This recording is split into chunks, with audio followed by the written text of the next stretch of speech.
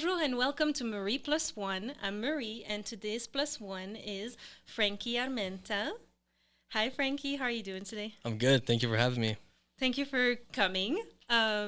It's a pleasure. I was just telling you that I know you've been on several podcasts and I didn't watch any of them because I want to learn to know you today. For sure. And so I didn't want to be biased. So would you like to tell us who you are in a few words? For sure. Well, my name's Frankie Armenta Jr. I'm a junior. I feel like I'm just overall creative. I tried the title of graphic design for a long time, and I feel like it just kind of outgrew me. I feel like I'm just in so many pockets. I wear a lot of hats, so I'm just creative. I feel like that's like a good title. But I've been building my own the day brand for about like 7, 8 years now.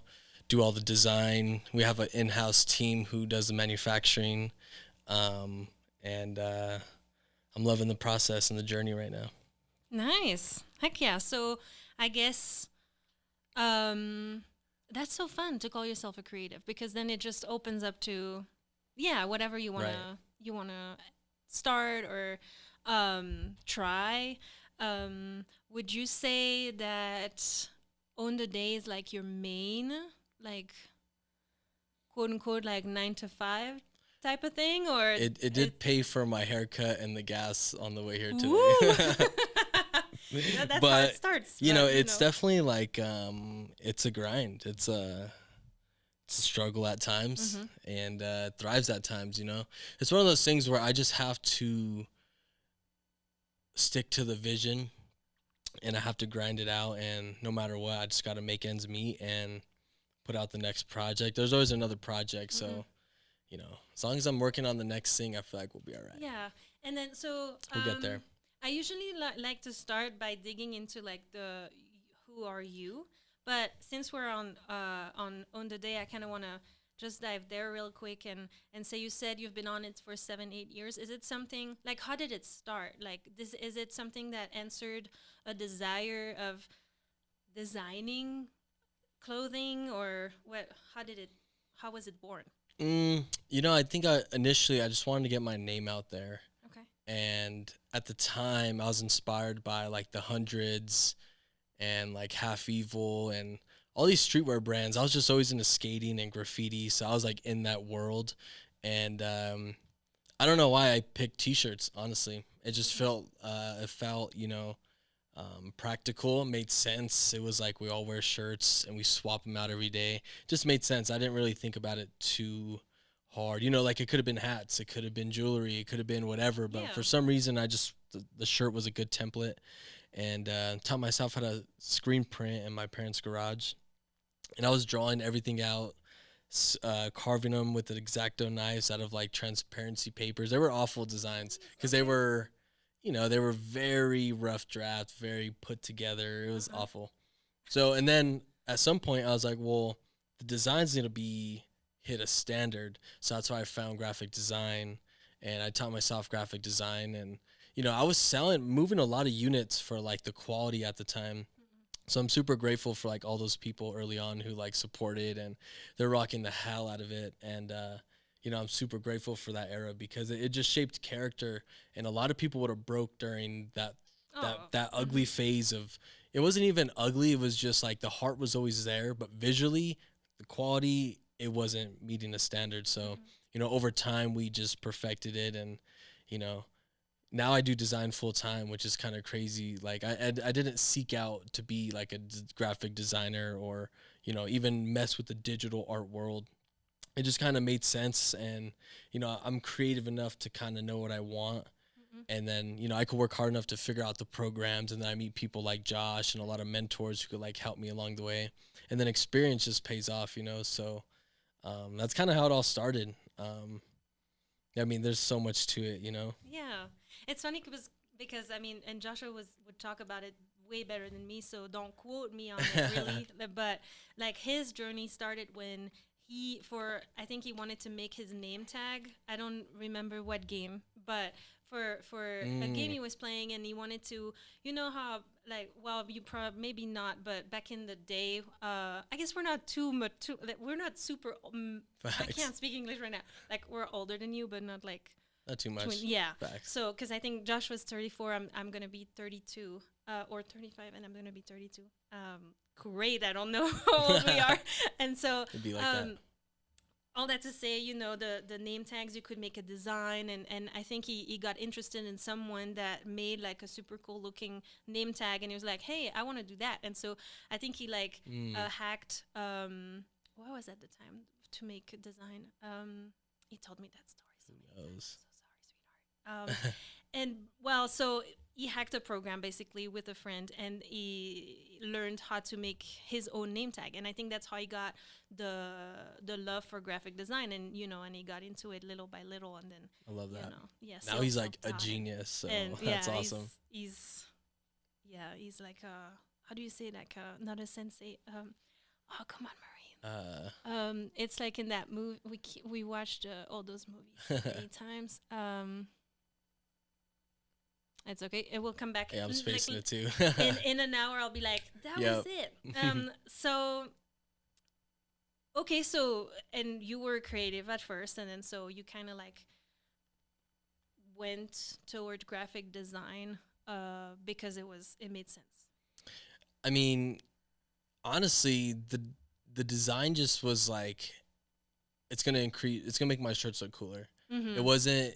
I never intended it to be like a full-time thing, or for me to even do freelance wise and, you know, go that route. It was never my forcing. I just knew I needed to figure it out so I can get better at this. Name will get bigger if I do that. So, you know, it's just one of those things, and I'm thankful I got into it because I never dabbled into it. Although it's crazy because I used to be on the Paint app a lot. Oh yeah. I used to mess with Paint all day. And it's just crazy to see where it came from. And see, for me, Or paint started. was so frustrating. I hated that because anytime I would try, you know how you had to, I don't know, maybe I didn't use it right, but you know, with the mouse, you had to be super precise. Yes. And I'm not patient for, you know, and the world. And so after 3 or 4 tries, I would be like, I'm flip over it. it. That's It's very okay, I don't tedious need it. for sure. So, no, fun. Okay. So I wanted to take you back to young Frankie, younger Frankie, because you're still young, of course. Facts. But so, do you have brothers and sisters? I have let's see, I'm 26. I think I have a 31-year-old sister. And it's just us two. Okay, fun. So are you New Mexico born and raised? Yeah, my whole family born and raised. Nice. Okay. Is she still here? Around New Mexico, I mean? Yeah, she's still here. She's up the street. She's a NM hiker girl on Instagram. If you don't follow her, she has like a pretty big hiking account. Oh, cool. I make sure to add it to the screen. We'll clip this, send it to her. Yeah. Heck yeah. For sure. Fun. Okay. So, do you have a pretty traditional family with your parents together, or? Yeah, my parents are still together. I feel like it's pretty traditional. We have some like funny traditions every year. Some religious, some not religious. I'm not too religious, so like, you know, it's cool. I was just camping with my girl's brother's friend's family. Okay. And they all have a tradition where they go camping every year, huge cornhole tournament. We don't do that extreme, but I feel like we have some cool traditions. But more on like the low key end, you know. We kind of just do our thing. Yeah. What would be one of them? I'd say, you know, like, for instance, my mom's side, that's where we spend Christmas Eve. And then Christmas Day, we're at my dad's side. Okay. Stuff like that, you know. Do you have like a pretty big family? I'd say so. I'd say they're, but not compared to like some people who have like, you know, 14 siblings and shit. Can I cuss on here? Well, we'll keep it to a minimal. What's that? Cussing. Oh no, you're good. Go Oh, ahead. well, yeah. I mean, we're not sponsored or anything, so I mean, and I'm not For getting sure. paid for. I don't have the views to get paid yet, so yeah, I Well- don't give a shit. You can go ahead. Cool. Well, I don't have like a big family, but you know, there's a lot of us for sure. Nice. Okay. Yeah, it's funny because when you say that, I mean, I have 3 brothers and 3 sisters. I'm the oldest, and for Oh, wow. us, Christmas Eve was always at my with in our house because it was 8 of us, so we would never be invited anywhere. It's like we invite, and then Right. and there was a lot of dishes to wash. Oh Um, man. but no, it was always fun. And for me, like when you say tradition, that was like kind of one of our biggest tradition was Christmas in my family, and it's always been like so noisy and busy. And Yes. so the first time when Joshua came to visit me in Belgium, and he came for for Christmas, it was an experience. And poor thing, he doesn't speak French, so it was a lot of Sure, it's hard. yeah. Wow, that's Um, awesome. but so fun though, you know. I think family time is the best. That just reminded me. My uncle Mike makes everyone. He hands out a bunch of different instruments, and for like, dude, just so you know, like 30 minutes, everyone just making noise. If it's like a drum, a triangle, Uh-uh. a fucking tangerine. I don't even know if that's it. How fun Uh, though. yeah, No, that's like I think that's you. like another one. Yeah, I think I know what you mean. Oh, how fun though. Okay. Do you guys ever like record and be like, this is the like the song of 2024? You know Not what I mean? enough. We don't film enough. There's a lot of That would be pictures being fun. taken, Uh huh. but they're actually digging up a bunch of old videos from like back in the day, and those are crazy to watch Mm-hmm. because one, I don't even recognize half of them, but it's cool to see like what was going on. Everyone when they were younger, it's a trip. Mm-mm. I need to film more. I know. I feel like for me, like my dad always filmed me all the time, and he has over the years, like he has interviews of me where it's super funny because he asked me like the same questions, and it's funny to see how I answer them. Like, you know, Oh when I was like wow. younger and then older. And like, for example, there is one, I don't think it's going to make a lot of sense in English, but we have a French expression that says, so if you have, yeah, I think it's close. So in French, it's you have a green hand. It means that, like, I think in English is the green thumb. Hmm. Like you're good in taking care of plants and stuff. And so you see a video of me like 6 years old, and he's like, what does it mean to have a green hand? And then you see 6 year old me saying, well, you put green paint on a plate, and then you put your hand in it, and you have a green hand.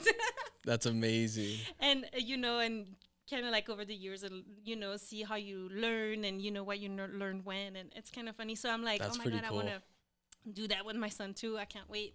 Um, but no, fun. I feel like the our parents' generation was more into. But I guess it was new at the time too, like For those sure. cameras and stuff. Hmm. Um, but yeah, and I feel like nowadays we have it's easier because we have our phones, which are super easy to use right away.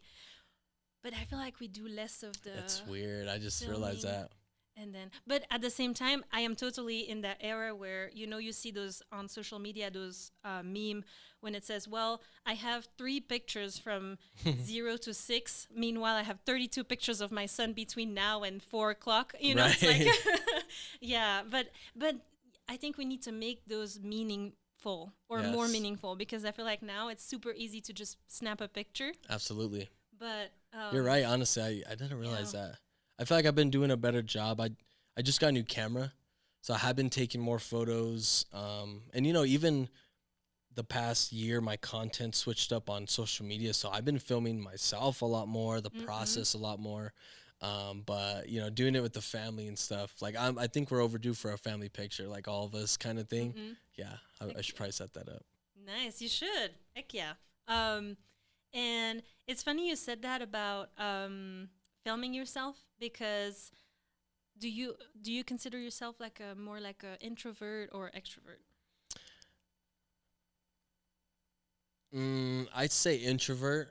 Like if we're at like I don't drink or party or nothing, so like if we're at a party, like I'm probably in the corner with the homies, or I'm not like trying to be the life of the party Mm-mm. at all. Unless it's like a intricate group, you're with your homies, whatever. But for the most part, I would say I'm introvert. But when it's pop up time, I mean, you have no choice but to Right. be out there shaking hands. So I'm very comfortable now, but I prefer to just be introverted. Introverted. Hmm. Okay. Because I see that I feel like Joshua and you are similar in a lot of ways. But it's funny because he's trying to get more on a social media too, but like showing himself more. And he had to now for a couple videos already for work, like be in front of the camera, be instead of only behind. Right. And so he's learning to like it. I think he likes it secretly, but but the thing is, he's always saying that he gets so much more interaction when he's actually Oh yeah. in front of the camera. Oh yeah. I mean, what I realize is nobody cares about the work. Right. I mean, they just want to see what you're doing. I It's know. so it almost has nothing to do with the final product, what project you're Yeah. working on.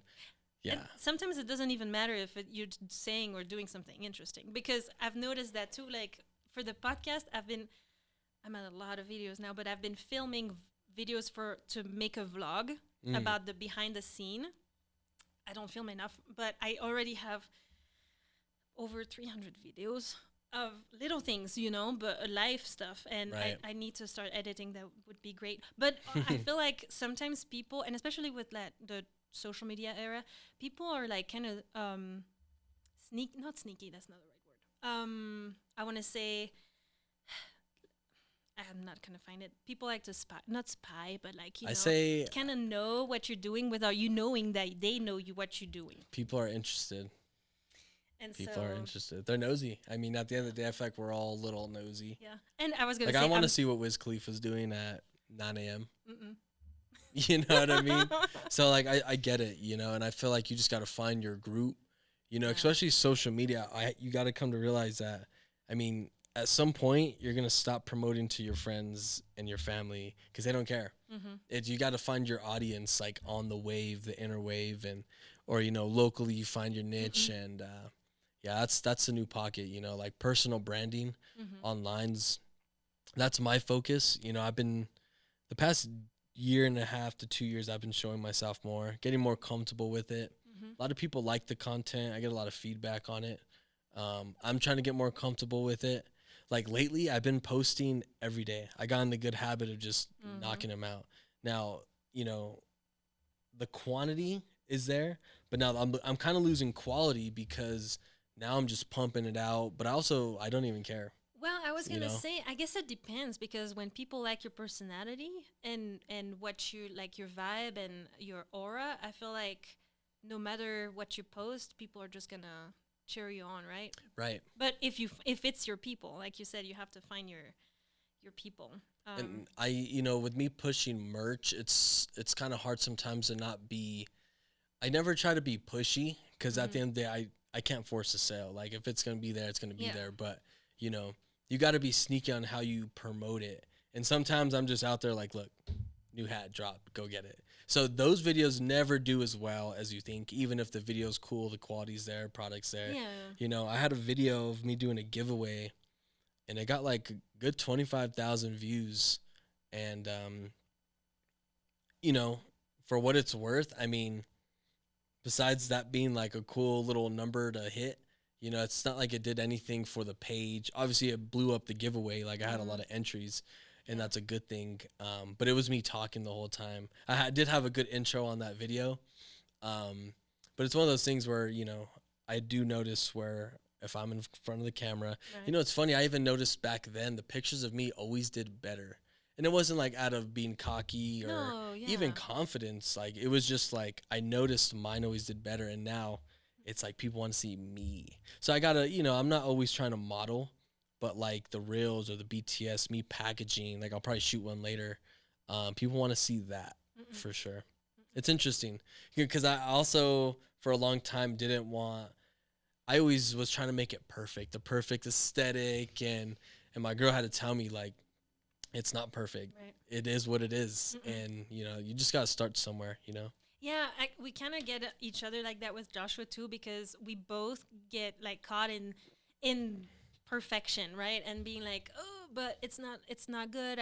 I can't share it right now, or I'll do it tomorrow, or no, we have to reshoot it. And then at some point you just have to say, it's good.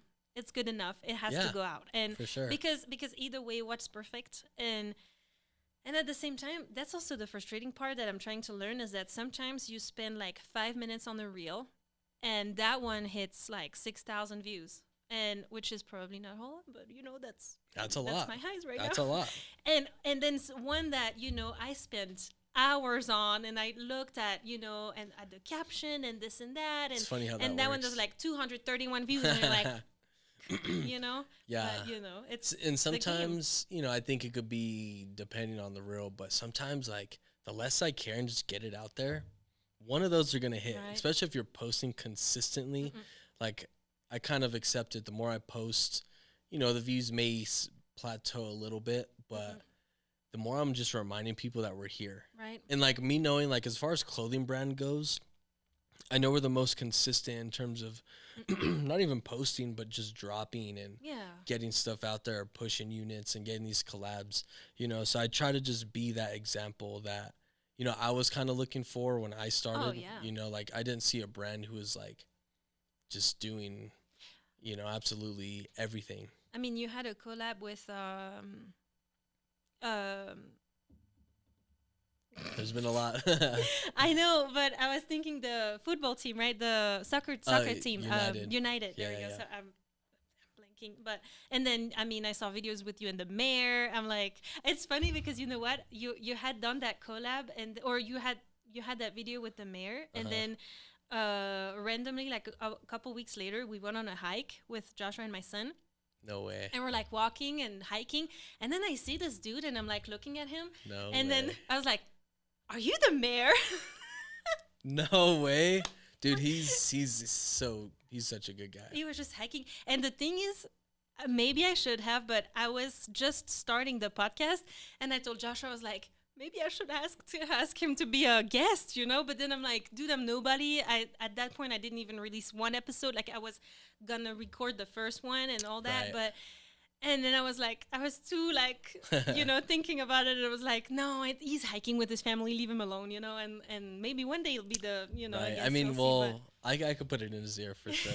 It's funny you brought that up because I know you just started the podcast, and one of the reasons why I'm here is because I noticed the quality, and there's people who've asked me to be on their podcast, and I've had to decline it because the audio ain't there, the video ain't there, the setup ain't there. You just don't show me no passion. There's a lot of things that can kind of turn me off. So, that was one thing that's been important is just quality and having a standard. And it's okay to say no sometimes. Oh, it is totally. And see, it's insane. Thank you so much because so the first two episodes they were supposed to be filmed, and actually Joshua was supposed to film them. The thing is, for the first episode, it was blurry. The video, I don't know what happened. We were outside. We had good mics though. The audio was pretty good on that first one. That second, but Right. but then see, that's why I figured I was like, this is what I want to do. Like this is what makes me vibe, and I'm just like, I love talking to people, I love talking, and I was like, damn. And I'm so generally interested in people's life. For sure. Maybe I'm interesting too, I don't know, but all that to say that I was like, damn, this is what I want to do. So after the second episode hit with Patsy, I was like, I need to upgrade this can't go on just audio, this can't go on, and the second episode the audio is awful. And so I was like, ugh. And so I looked up podcast studios here in Albuquerque, and honestly I couldn't really find I think I saw another one, but it was kind of like I couldn't see the pricing, and it was a weird setup, I don't know. But then I found here the Albuquerque podcast studio, and I contacted Lester, and at least actually at first, they were in another location, and then I went, and it's funny, if I ever release those vlogs, I have a tour of that. Oh, nice. That setup that he had over there, and but then it was like, then we had a talk with Joshua because I was like, well, it's money, then you start investing in yourself, and he was like believing in it already like 1,000%. So it's like, no, I think you should. And it took that weight off of him too, to have to be the cameraman and all that good stuff. Right. And so so that became that episode with Josh was the first one that we filmed like for real here, and I'm so excited. I'm just like, Let's go. this is insane. I know. And so I love that. I know. I hope that it's gonna catch on, and that a lot more people want to come and tell their own stories, Hmm. and I hope to do that for the rest of my life because I love that. I just love it. Thank you. That's so yeah, cheering people and putting the spotlight, and also it's funny because I mean I haven't watched the podcast you've been on, and so I don't know really what they do, but I want to give the mic to people like you and me, like not people that have like millions of followers, right? Right. It's like it's not what it's about. Like I feel like people that have a lot of followers and artists, like I mean singers and stuff, like big artists, they have their own platforms to, or Hmm. platforms to go talk to, and I mean of course it's always interesting to dig deep, oh sorry, deeper into people's lives, but us, the little people, we have The little guys. incredible stories to tell. Honestly, I think about it's like the soft underbelly. Mm-hmm. And like those Mm-hmm. people, I mean, I don't want to call them nobodies, but No, but they're literally people just out of the blue. And those videos seem to just be very, you know, it's hard to script those because you don't know how how they're going people to are gonna. react or. So I admire people who step into the space because, I know the cameras and stuff can be intimidating, but Mm-hmm. at the end of the day, I like expressing what I've gone through, what I experience. And I think it's a good thing. Yeah. So keep doing it. Thank you. For sure. All right. So I asked you, brothers and sisters. I had another question in mind about. Okay. So when you said, um, you're creative and all, when little Frankie, what did you dream of becoming when you were a kid? My first dream was probably to be a running back for the Pittsburgh Steelers. That Okay. was probably my first dream. And then I wanted to be a pro skater. Okay. And then honestly, an artist. But like at the time, people were telling me it's not a thing. You don't make money. Mm. It's very discouraging to younger Frankie because everyone was telling me it wasn't possible. But I'd see people doing it.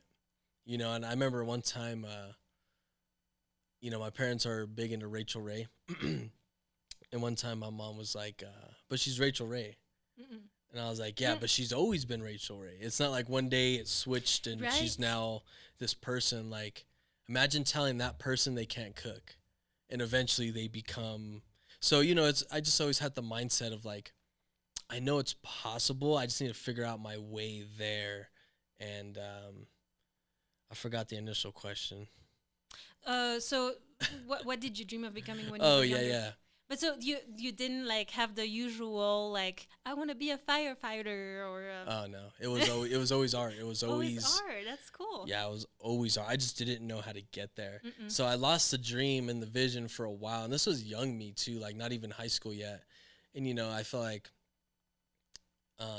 leaving high school, getting into psychedelics a little bit, kind of opened up my Hmm. mind to like new stuff, and I just felt like I could do it at that point. And I remember just starting, and I remember the first shirt I screen printed, and I was like, wow, like this is sick. But I've never had an intention with the brand. I think that's why it does so Mhm. well. I have intention now and Okay. more, direction. But I was just having fun, and it wasn't about, Yeah. like I said, even quality. Like I was just Yeah. having fun. So I'm glad I was able to make it work. It's a blessing. But it's funny because it's twice now that it makes me think of that, so I'm gonna tell that story. But so when you first started to like screen printing, it was your own design already. Yeah. Because see, like it made me think of my dad always told me that story of him when he was younger. It was a thing back then. Hmm. After concert, you would always see people come in with like shirts Yeah. of that person, and it was not like at the time it wasn't like a branded shirt from the group or that person, that singer, Right. but you had like a bunch of people that did like screen printing or like printed on shirts and came to like sell a shirt of Hmm. like with Britney Spears face or whatever. And so and I even remember he loved to screen like to print Coca-Cola t-shirt. It's That's like pretty dope. I don't know why, I but want one. but he just I don't know. I feel like he had this little like creative moment in his life, and he just loved doing that. And maybe I kind of like took that from him a little, Hmm. but so it's interesting that at first, it was really like your own design that you wanted to share? Yeah, I feel like, in the beginning, I wasn't happy with the shirts. Like, think younger Frankie during Christmas, I'd get these shirts I didn't like. Like, never liked the clothing I got. Oh, Never liked it. It always okay. sucked. It's either different or like they call me hand me down Frankie. I always get everyone's Uh-huh. leftovers, Oh, shit. Okay. clothing wise. Mm-hmm. So, I just kind of got sick of it, and I was like, let me make my own shirts. Is it because you had like a lot of older cousins and stuff, and you would just Yeah, and they were I was always the smallest one, so I would get everyone's. As soon as they got fat and outgrew it, I got it. here? Okay. And yeah, I love and of course I like the vintage style. My Yeah. dad's like a big biker. He's not like a big biker guy, but he's like into, he got a Harley. He's in the whole Mm-mm. thing. So I get like a lot of those T-shirts, the early football tees, Okay. stuff like that. But yeah, Nice. I feel like at first it was like, I just had ideas and But it you was to know, dress yourself. Like it yeah, was to kind of and it's change your still like wardrobe. that. Like if Heck yeah. if I need a new summer hat, it's like let's just make one. Or I'm glad we got into the socks because now the socks I just wear daily, and it's like I kind of make stuff out of necessity. Like if I need it, or Yeah. like literally if I have a hat and I don't have the shirt to match it, like we'll literally make it. And That's dope. sometimes it's more like we'll have a Valentine's Day drop that's completely themed to that, but for the most part I kind of just solve my own problems, honestly. Yeah. Mm-mm. Or like when we need new sweats, Right? we'll just drop Yeah. new pairs. Heck That's why yeah. I try not to wear or buy other clothing unless I'm thrifting. I only buy like thrifted clothes, local clothes, or just inventory for myself. Nice. Okay. Huh. And so, because you only have small batches, right? Is Yeah. it like, is there like a reason behind it, or is it just like pure like inventory wise to not kind of like stay with stuff and make sure it sells? I don't like sitting on inventory. Obviously, the smaller batches, there's more like exclusivity there. People want it and they got to get it quick. Or, Mm-mm. sometimes like I've been sitting on designs for years and I'm tired of looking at it. So sometimes like by the time it drops, I'm over it I because I've understand. seen it Okay. for so long. Right. I've been pushing it. I've been working on it. So I get kind of tired of them relatively quickly. Mm-mm. So with that being said, like if I still have the shirt 6 months later, it's like get it Mm-mm. out of here. Which is pretty cool because then we're just always in the now, right? In your head of, okay, this is what's like creatively what you've just been doing, and Yeah, it's like this is the right now project. Mm-mm. Yeah. And Sometimes we'll have leftovers or something we'll carry into the next year. Like our December drops always creep into that next year. mm-mm. So we always kind of have that thing of like, oh yeah, this is last season stuff, or. Yeah. But I have people who like you should just have a shirt online all the time, Huh. which is cool, and I would love that, but it just doesn't make sense. Um, Yeah, but then like also short-term by wise. doing that, you kind of like force people to just stay and be loyal, right? And be like, well, you missed it this time, but better stick I around love and telling make people sure to. I love telling them they're late and they missed out. I love telling them because half the time they've already hit me up. Uh-oh. Hey, give me this, and they never fall Mm. through. So Ah, I hit them. Yes, it's gone. right. Sorry, bro. All the time. You'd be surprised. That's why I push the online because technically you pay a little more online. You'll beat everyone. Yeah. I mean, there's no ifs, ands, or buts. But I do meet up with a lot of people for like delivery and stuff, Mhm. which is obviously I do like hook people up and stuff like that. But that website's gonna get you what you Oh, want yeah. as quick as you Mhm. got it. Nice. Okay. So it's cool, I like to do the pop ups too, but if I can get the online popping, I won't ever have to pop up again. Mm-mm. At least as frequently as I Yeah. So, do. okay, then it brings me to that question then I wanted to ask you is where do you see Own the Day in like the future? Is it something that you think is going to stay like an online shop? Would you like to have your own shop? Would you like to even have like shops all over the world. I'm a big fan of already seeing like 52 steps ahead. For sure. That helps. I just love doing that. I know some people, and it gives anxiety to some people, and they're just like in the now, which is fine too. Right. There's a balance. But yeah, what type of person are you? Are you already thinking of the future, or? I keep it in mind. Okay.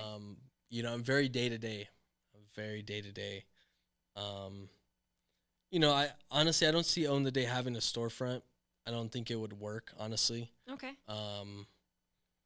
What I would like to do is maybe be an investor with like a coffee shop, and then there's a little Own the Day section, or more of like a side thing. And my dream is to have a big warehouse, and then we have a storefront with an office, and it's just kind of there. It's not necessarily open, but it's there. It's there.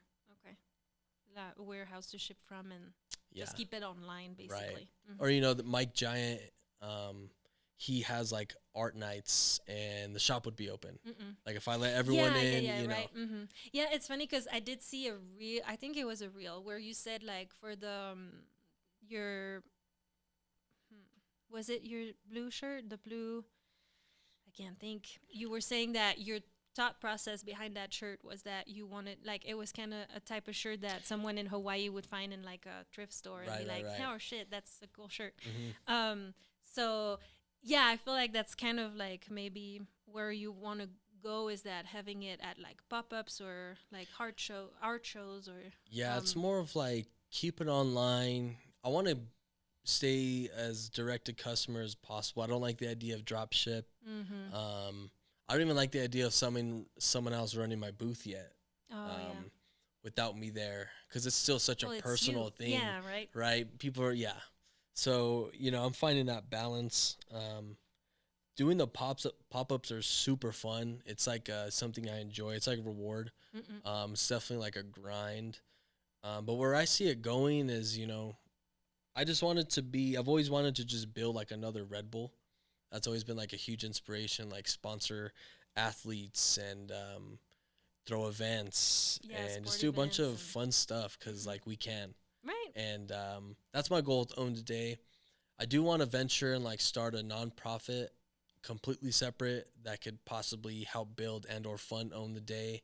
I don't even see. I'm still working it out. I don't know if you can do that, but build each other up. Yeah. I want my own like hot sauce or barbecue sauce. Okay. So I want to tap into that industry maybe in the next 5 to 10 years. But I feel like once the name's out, let's say I have a hot sauce. I already have all these people who trust the name already, who buy the shirts. So if they see the hot sauce, I feel like it could be something I could dabble in. No pun intended, but one of those things where I can drift off and do stuff I really want, and maybe I'm just an investor, but since I do design, we do it all, I think the branding could be super sick, and I would just love to do it. Yeah, it's funny because when you say that, I think of people I follow from like Belgium and stuff. Like I follow like a bunch of like influencer, like family influencer women, but they also have their own branding like stuff. But some of them, because they pay so much attention to detail and quality, that that whatever they invest in or whatever other product they create, it's going to be good. Right. And so that's kind of like how you feel, right? It's whatever, like when people trust Own the Day and trust that, the quality of stuff that you sell, whatever you're going to go with or discover, it's going to be good no matter what. I've been watching this guy, Raphael Tats, on Instagram, and he's been teaching me a lot about personal branding and like building that trust, because like I'm hooked on his page, his content, and what him and his team are doing. So when he just dropped this new pomade, and I've been eyeballing it forever. And it's one of those things where like you feel like them, so you trust the product. So that's what I'm trying to do online, because the people here trust me. If you know. Right. You kind of get a feel who I am. You could trust me in, XYZ. But the people in the UK, they don't know me on that level. So as I build the worldwide audience, I'm just trying to build that trust over the phone and, be on camera a lot more. Yeah. That's what it is now. Yeah. I think you have that type of personality that when we look at you, it's like, yeah, he's honest. Right. You could trust his face. That was a really good one too. That I will be able to pause and use for our little Nice. whatever. What is it called? Thumbnail for YouTube, whatever. So Oh yeah, that'd be good. That'd be a good one. yeah, I wanted to go back. So who were you growing up? Like, what was your personality? Were you the cool guy in school? Were you the like shy one? I was always shy, Okay. but I was always cool. Cool and shy. I That was works. always cool. Like I never had problems with anyone who like didn't have problems with themselves. You know what I mean? Like I just stay out the way. And it's kind of funny, like not in a cocky way or anything, you know. But I remember like when I was younger in the classrooms, we'd have like forget what it'd be called, but like you can do the runs for the teacher or you can go pick up copies. Oh, yeah, My mom was yeah, also yeah. a teacher at my elementary school. Okay. So I could go visit my mom. I could, I kind of had it like that, you Uh-huh. know. But people always wanted to come with me, kind of thing. And I remember noticing that as a kid, not really thinking too much of it, but maybe I felt like I always had like a magnetic energy to those that matched me. Mm-hmm. You know, I'm not gonna dabble anything that just isn't for me. So I feel like if you put it out there, you always get it back Mm-mm. for sure. Yeah, so which makes me think, okay, so you said you're not like religious. Do you? I'm not either. Hmm. For me, I wouldn't say I don't believe in anything. I feel like I believe in energies and Hmm. like the law of attraction and all For that sure. good stuff. Same like we're energy, right? It's like we're cells. We're Hmm. energy, positive and negative, and I feel like we attract what we put out there. Is it something that you feel more like that relates more to you, or are you just an atheist? I'd say yeah. I believe in energy. I feel like it's all energy, good Mhm. or bad. Mm-hmm. Jesus, devil, whatever. It's all energy. Right. Okay. No, that makes sense. Hmm. So, okay, you were kind of like cool and shy. I was always cool, for You were sure. always I was cool. always cool. So you seem also pretty confident. Is it something that was always there? I'd say no. Like I remember me being ashamed of like having hair on my arms. Oh, I okay. remember like stuff like that. But Uh-huh.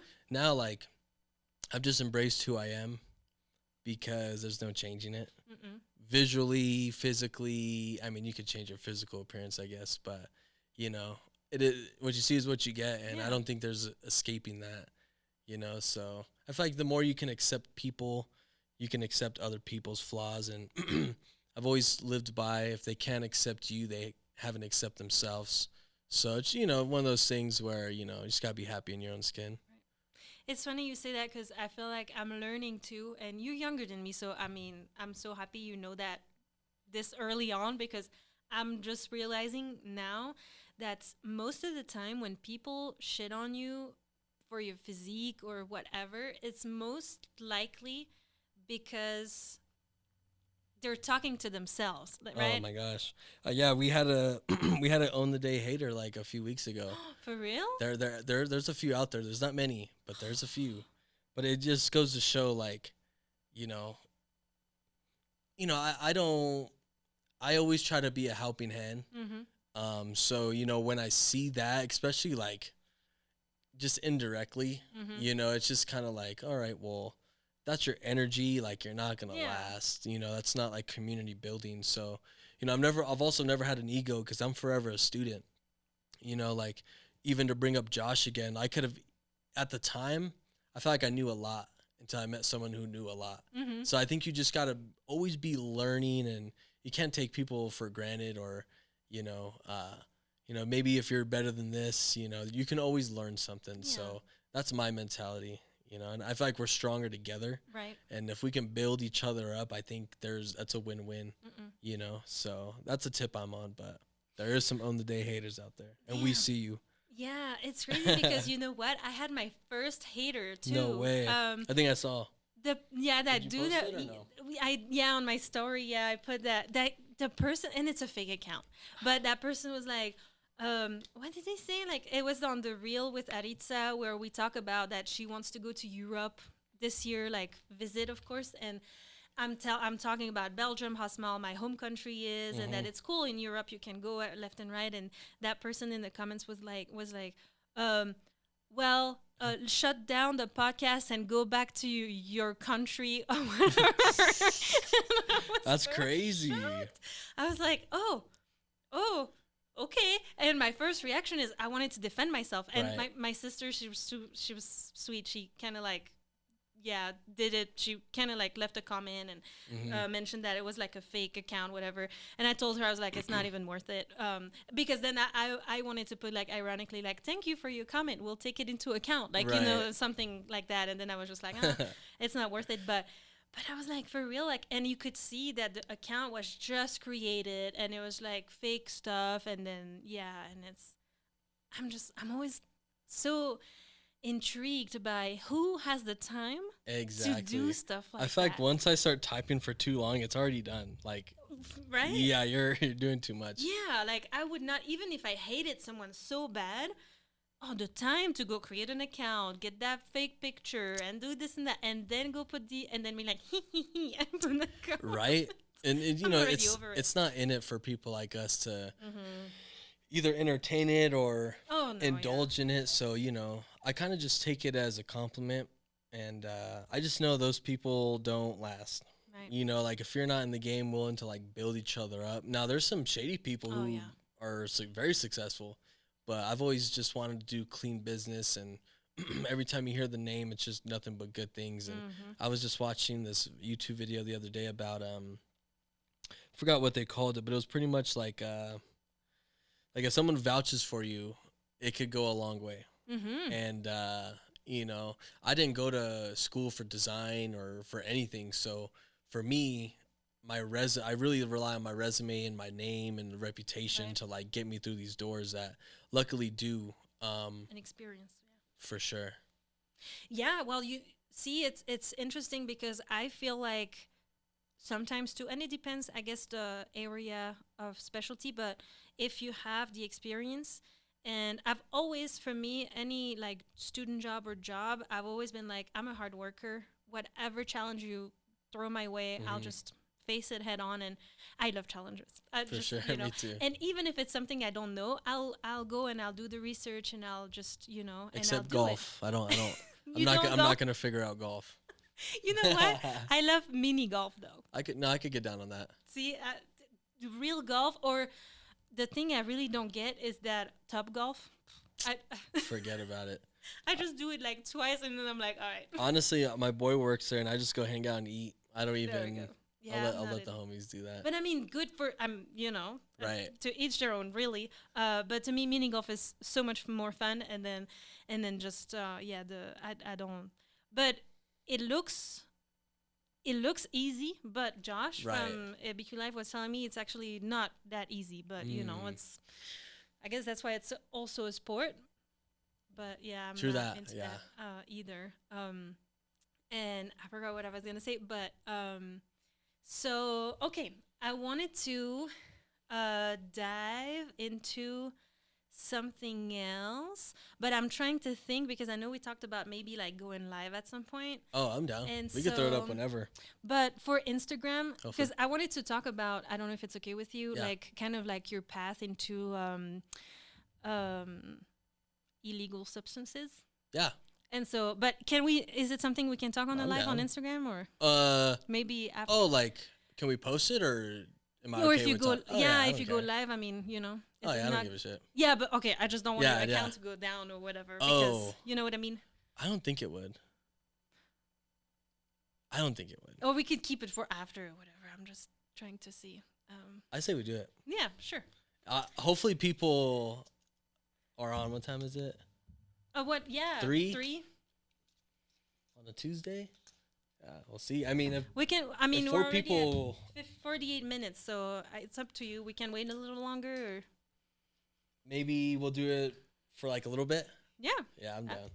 We'll see how it goes. yeah, If and then we- we could just leave it on, right? If I'm people, down. Is that okay? Oh, okay. Let's see who's on. Let's see if Instagram's active. I might need actually I probably need the Wi-Fi. I just realized that's one of your Thank you. shirts. I love that shirt. Yeah, it's a sample so actually. sick. This is what the this is the main one, and on the back we have the sample colors, like a lighter purple. But to sample it, we just threw it on this front. And Mm. yeah, but it looks cool on the. It does. I like the um, not symmetrical design, whatever. Like the I don't know how you say that in English. That happens a lot in my life. I don't know how to say words, but We're gonna do it. And honestly, like I don't even. If there's 4 people on there, that's okay. oh yeah, That's okay. You know what? They learn to know that they have to be. What do you think it should be? Hmm. Oh yeah. Oh, And if I think what we did last time okay. is if you not joined me, Oh yeah. but if you were also on it in case anyone Sure. asked questions. Yeah. Okay. Let me see. Yeah, let's get her too.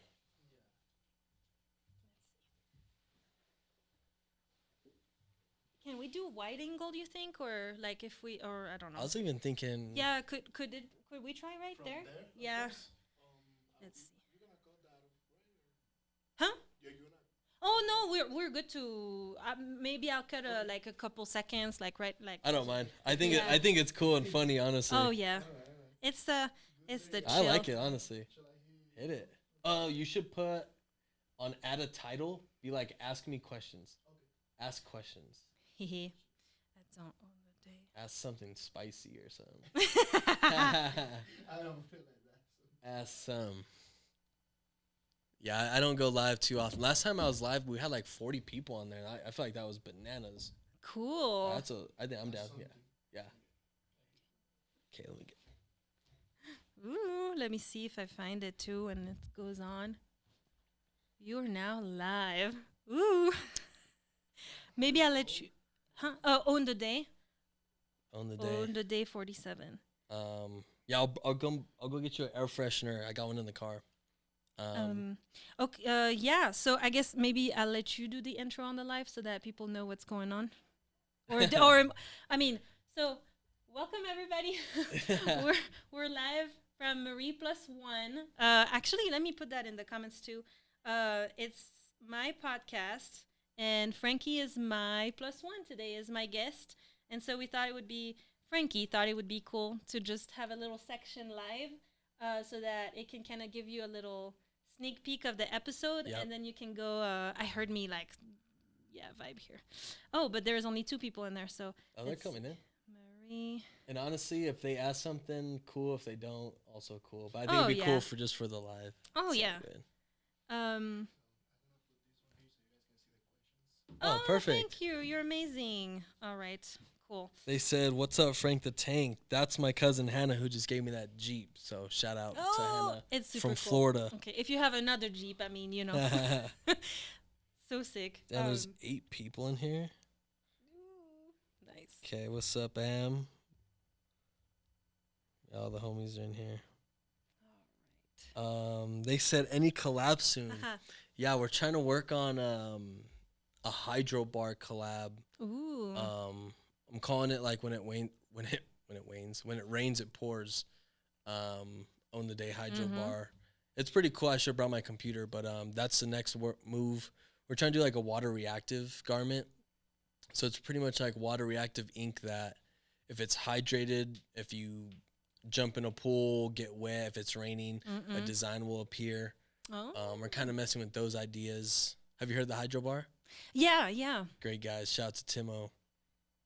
Is that what you sometimes you post it right on your story or on your stuff that you just have like that jug of water and okay. For sure. Those are good guys. That's the next. Stay hydrated. That's the next project right there. Nice. So, I mean, we'll keep an eye on the chat. For sure. But if you don't mind, I wanted to ask you, like, go back to our conversation and say, because you kind of like sneak peeked us earlier, talking about substances. Would you like to let us know? Like, I'm curious to know because you're 26. So, when did you start? What did you start with? I was actually just talking to someone earlier about this. I think me and my boy Carter kind of got into mushrooms like in high school. Oh, wow. It was kind of like just the thing me and him did. It was like, very spiritual, very very profound those early years. And who knows, I might have been too early for some of them, but Mm-hmm. I got a lot of profound moments out of those for sure. And I kind of just stuck to that. Was that your first your first thing you tried, or did you like try smoking before that? Oh yeah, Or I was smoking like freshman year. I was like the first one to smoke out of my friends. how did you get into that? Um, I just had a I just had a homie who was like, I think the first time I smoked weed, the guy was like, I was walking to my history class, and Wow. the guy pulled me out the hallway. He's like, "Hey, you want to smoke in the bathroom real quick?" I was like, "I guess." And I hit it before my history class. I was high as fuck in the class. Mm. That was cool, but you know, met some other homies who like put me on. You know, I had a homie who introduced me to like the foil pipe, the apple pipe. Yeah, so there was different levels of smoking weed. We got to the Okay. bong. Now we roll our own kind of thing. But yeah, I've always been smoking weed. Not like my whole life, you know, just like Yeah. freshman year to now, which is I guess half my life now. But Okay. So as a because see the thing is I've never I did actually. Well, no. I've never smoked weed. One time though I was really young. I think I must have been 9 maybe. We were at my aunt's and she lived in the countryside in Belgium, and she we were in the yard with my mom, and then she had me and my cousin like take a, how do you say that, like a puff or whatever. like a hit. Yeah, take a hit on her cigarette. Oh my gosh. We went back inside. My cousin was green. He was about to throw up. And for me, I was just like coughing like crazy. And my aunt's husband, he's like into like jujitsu, and he's like drinking milk all the time, super Yeah. healthy dude. And he saw us come back inside like half dead, and he was like, "What the hell is going on?" And I don't, to this day, I don't think he knows. But that Oh, was, man. you know, my first experience with that. And then honestly, I've never really gotten into that. And to me, weed stinks. So you know, I guess my dad used to smoke weed, and he kind of made me smell one time. And you know, I was just like, oh yeah. no. And he was like, "Oh, you're so lucky, because to me it smells so good." And I was just like, "Yeah, no, thank you." um so I've never really tried anything. I know we talked about maybe trying some mushrooms eventually, but I'm so scared of that though. I think it'd be cool if you guys microdosed, kind of Mhm. eased your way into it. Unless you're like looking for your higher angel, I wouldn't take nothing more than, you know. Mhm. So yeah, I just have fun with it, do it. I have this design actually. It's called what does it say? It's like enjoy the unusual responsibly. Like, you know, just take a little bit, do your microdose, but you don't need to overdo it. Yeah. Even same with weed, same with drinking. You don't need to overdo anything. So the first time you did mushrooms though, did you just like trip? Like, Oh what yeah, I did you remember see me and the my first me time? and my boy Carter were we were at the park, and it was like it wasn't working, and like we were there like what the fuck, and with the tree started to look like a weed nug, and we started just laughing. That's when the trip started. Then it ended with us like at the mountains having this deep ass conversation, and oh man, like if you can, like I was just having this convo, it's crazy. If you can get through like the stomach pain, because it's like technically I'm the wrong person to talk technical, but it's like a food poisoning. Like the mushrooms are meant to kind of make you sick. Mm-mm. But if you could get past the stomach pain and the anxiousness, you'll have the best trip of your life. But it does bring out stuff like you're maybe running away from. Like you will be faced with I know, that's what I'm scared whatever, of. you know. It's then take a little, you know, because Mm-mm. unless you're looking for answers, Yeah. you know what I mean? Like, it's cool to just take a little bit. Like, we microdose, like, sometimes on the mountain when we're snowboarding. But I don't do it anymore. It's not something, I'm going to say I'm not interested in it, but it doesn't, like, I'm not looking for that anymore. Like, I'm cool with, like, the weed. Yeah. I don't really drink, so, yeah, I just like the weed. Mm-mm. So you're pretty much like not, no, yeah, just weed right now, right? Like not Oh, much yeah. more than that. Before this Mm-mm. and after. Okay.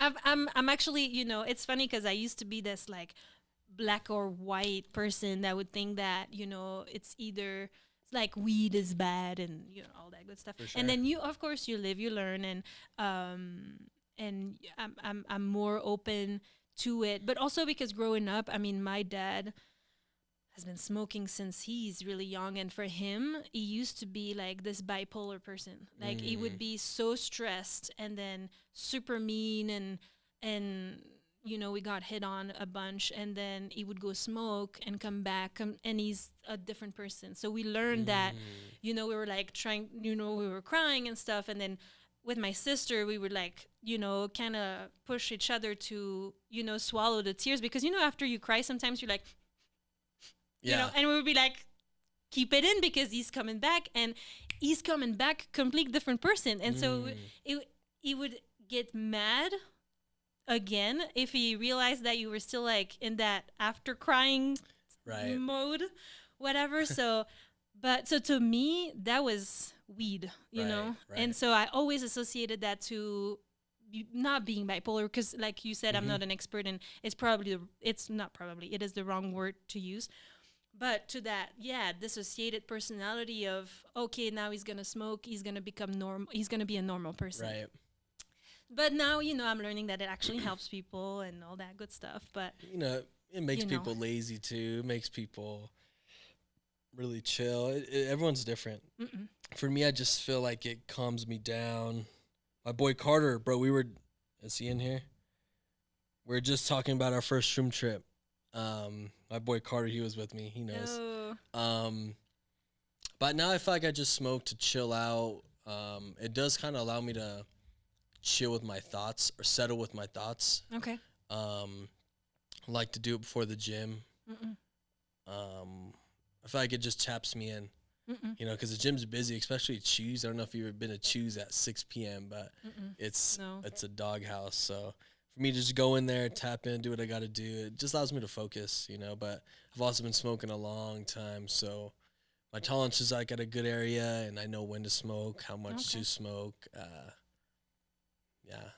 I feel like I'm talking master weed class right now. No, but I mean, it's interesting to me. It's interesting too, because one of my sisters for the longest time, and I mean, we were talking really chill about, for me, like growing up traumas, but for my sister, she told me that for years she used it to fall asleep, because she still had like traumas from us growing up, but.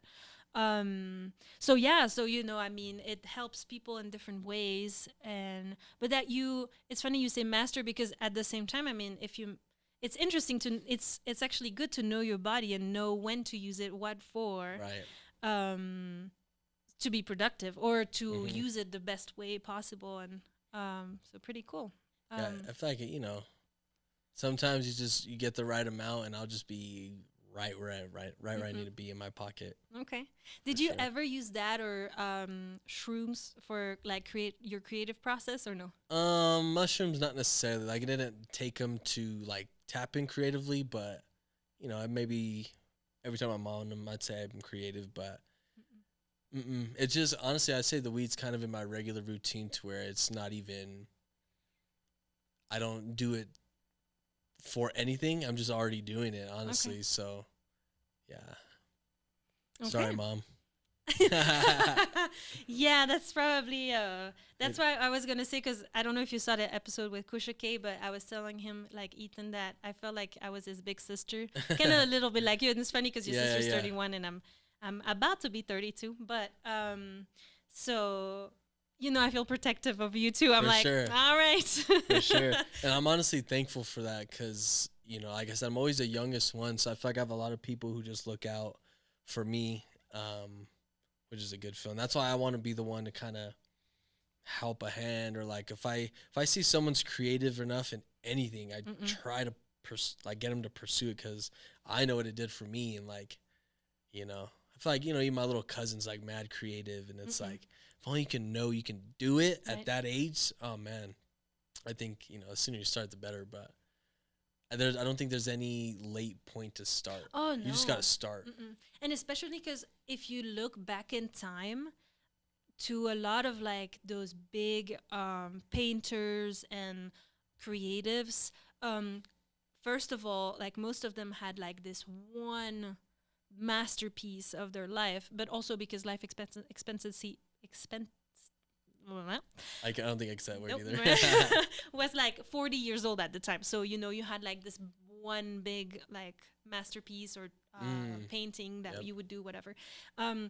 But most of them started really late too, like late 30s, early 40s, and or even like we follow this painter Mark Majori, amazing painter. He lives in Taos, I think Taos, and but he's French and he lives here and all that good stuff. And so, but I feel like he's been like really like exploding on social media, but for like the past, I don't want to say the wrong thing, but you know, a couple years, and he's in his I think 40s. He's probably never gonna see this episode, but if he does and I'm wrong, I'm sorry. But no, so you know, it's like if you're passionate about something, go for it. And I'm the same as you. I'm like, I want to push people to actually do it, which brings me to ask you. So, how was your childhood with that? Because I mean, you don't have a, how do you say that? Like a career that, you know, like most parents would say. Like my parents always wanted me to be like whatever, like a lawyer or la la la. Is it something that your parents have a problem with you being a creative, or did they always push you? Nah, they're both creative too. My dad was in a band for a long time. My mom's a teacher. And my mom's mad creative. They're both creative, so I feel like I'm the one to do it. That's how I really feel. There you go. You know, but you know, they've always supported me. I feel like once I started to not make money, but at least be able to, you know, pay my bills or whatever it is, like once I showed them I could do it, I feel like they trust me a lot more. And you know, I brought them to the United game when I did the kickoff. And that was super sick because usually they have like a big person do that. So I didn't feel like I was in position to do so, but it felt cool to do it. And like they were telling my whole bio over the megaphone in front of everyone. And, you know, they see the pictures with the mayor and stuff like that. So, you know, I feel like they're definitely like, I'd say they're proud. I think it's a blessing to see it like grow, or like even the fashion show. There's so many moments where I feel like even I step back and I'm like, that was done all because I put in the work. And it's cool because no one's telling me what to do. You know, I have a lot of input. I try to take in a lot of feedback, but for the most part, it's just like doing what feels right. And I think they know that. As long as I'm good, I mean, at the end of the day, they know I'm going to do what I want to do, which is a good thing and a bad thing. You know, your parents do know better than you. For sure. So, you know, accepting that, but also kind of following your heart. Because a lot of people told me not to pursue art at all. And to think, it's like, what if I never utilized or just started one day? Like, fuck, I'd be at some job I would hate right now. And I'm glad to have like a supportive group. It's like the biggest, I think that's on the day's biggest flex. It's just our support group. The support. Yeah. Which started then with your parents supporting you. Because, see, like, unfortunately, not everybody has that. Joshua had that too. Like his mom, anything that he wanted to pursue, his mom was always like, "All right, don't just say it, just do it. Like go for it," and pushing him. For me, it was a little different because I mean there were so many of us that I had to help financially, so I had to have like a million student jobs and then do this, and that, and life, but it's okay. But for me though, so I got my bachelor as a management assistant, and after I started working, but funny enough, so I applied at P&G in Brussels to be a management assistant, and then they called me and they say, okay, I got the position, and but then they called me and they said, hey, actually we filled that position in house, but we have this other position, budget expert. If you want, it's yours. But I was supposed to have accounting classes in my bachelor, except my teacher was sick the whole 3 years. So I never had one class of accounting. And to be a budget expert, I was like, but like I told you earlier, I was like, heck yeah, right, I'll do Let's it. figure it out. And so it was rough. That's incredible, though. But it was fun, and I'm always like, you know, head on. But at the same time, as soon as I started working, I was like, ooh, this is not. And I was the youngest at the time, and all my colleagues were like 20 years older than me, and I was like, this is not what I want to do. This is not what I'm meant to be. And so it's funny because when I met Joshua, I tell him that all the time. If I didn't meet him and moved here and all that good stuff, I would have, I think, ended up in Africa helping, building a school, teach children. I was not meant to be that, to do that 9 to 5 life. And not that it's a bad thing, Right. like, good for people that can do that. For me, I was like, no, there has to be something more. This is Right. not what I'm meant to do. Mhm. And so, yeah, I think I was meant to just drop it all and leave. And I ended up dropping it all and came here to New Mexico. I honestly really admire but- that because I don't know if I could. I mean, I have a lot of family here, obviously friends, and a building community, and Mhm. I feel like I could do it, but the thought of it does scare me. I couldn't lie. Well, the thing is, it depends too, because for me, all that, like, the friends I thought I had, it was really toxic. And then my family was always like conflict, like there's a lot of conflict and stuff. And I miss my family because I come from a really big family, and I'm really close to a lot of my cousins and stuff. But social media helps to stay in touch. And then sometimes it's funny because sometimes I talk more to my sisters or my cousins than to my neighbor, right? And so it's right. like, it's social media helps with that. But there's so many things to see in the world. There's so many, and even now we're itchy with Joshua, and we're like, should we stay in New Mexico? Should we go see where Right. the grass is greener somewhere else? But, Right. and it actually is greener Yeah. in a lot of other places than New Mexico, like literally the color green. But Literally. no, I mean, so have you traveled in your life so far? I've traveled. My favorite place I've gone so far is probably Chicago. That was like my dream city growing up. Okay. I was a big Chicago Bulls fan, so the idea of going to Chicago was a big bucket list. We're in Colorado all the time. Just went to Sedona last week, and I just got back from Hemes yesterday. I love So I don't travel too much, but right now that's my sacrifice. I'm grinding right here, right now. As soon as there's a trip planned, I gotta drop investments all here. So, my boy Carter, who's just in the chat, I think his new title is like bear tour guide or some shit in Alaska. He goes to Alaska like every season. So right now that's what he's doing. Wow. And super cool. I'm grateful and happy he's doing what he loves to do, which is travel. And his sacrifice is missing everything going on here. So, you got to pick and choose your battles. Right. And right now mine's traveling. So, I travel when I can. I probably don't even have the money to be doing all this cool shit, honestly. But, besides this Sedona and Hemis trip in the same week, I haven't really been anywhere. Okay. I've been to, California, love South Padre. But I haven't gone too many places. Chicago's like the biggest one. You never left the country? No, but I'm trying to go to Mexico with either my girl or the homies or however we can make it work. But Mexico that's the next bucket list.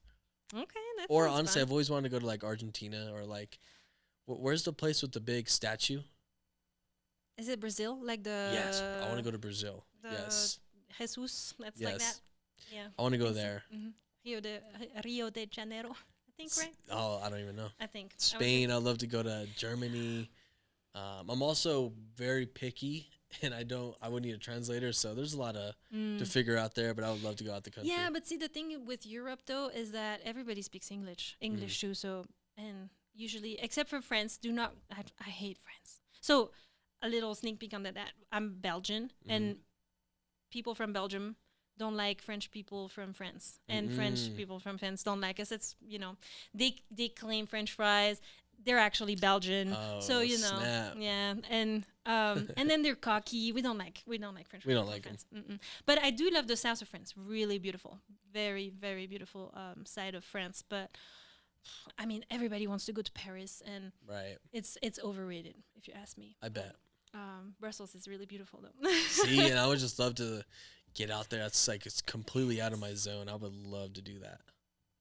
Yeah, and see, like the architecture. If you're like into like I bet it's net amazing. design and all that good stuff, art. It's Europe is beautiful. But yeah, no. So I mean, if you ever want to go to Europe, I can give you some tips and stuff, Dude, that'd or be sick. we could plan like a super fun trip. It would be. That'd be insane. I know. I have a guy in Mexico who I've been kind of chatting with collab wise, and that's kind of also given me another excuse to just go out Right. there, Let's film go the work. whole thing, put on the business card. Heck yeah. You know, it could be a whole thing. So making those connections and doing it all for the brand too. It's Mhm. like, why not? I've Mm-mm. been trying to do pop ups in like San Diego, do it on the beach. Wow. I have this big vision and doing like a world tour, like even if it's to start 4 cities, Mhm. maybe 5 including Albuquerque, but to do a little tour just around the US for now. And Right. if that got enough hype, maybe people in the UK were like, well, hey, come do it here. Yeah. And then, it's just start You building never that know. motion, Mhm. I would love to do that. And then you just need to meet that one person that's gonna, Right. open that door. And Exactly.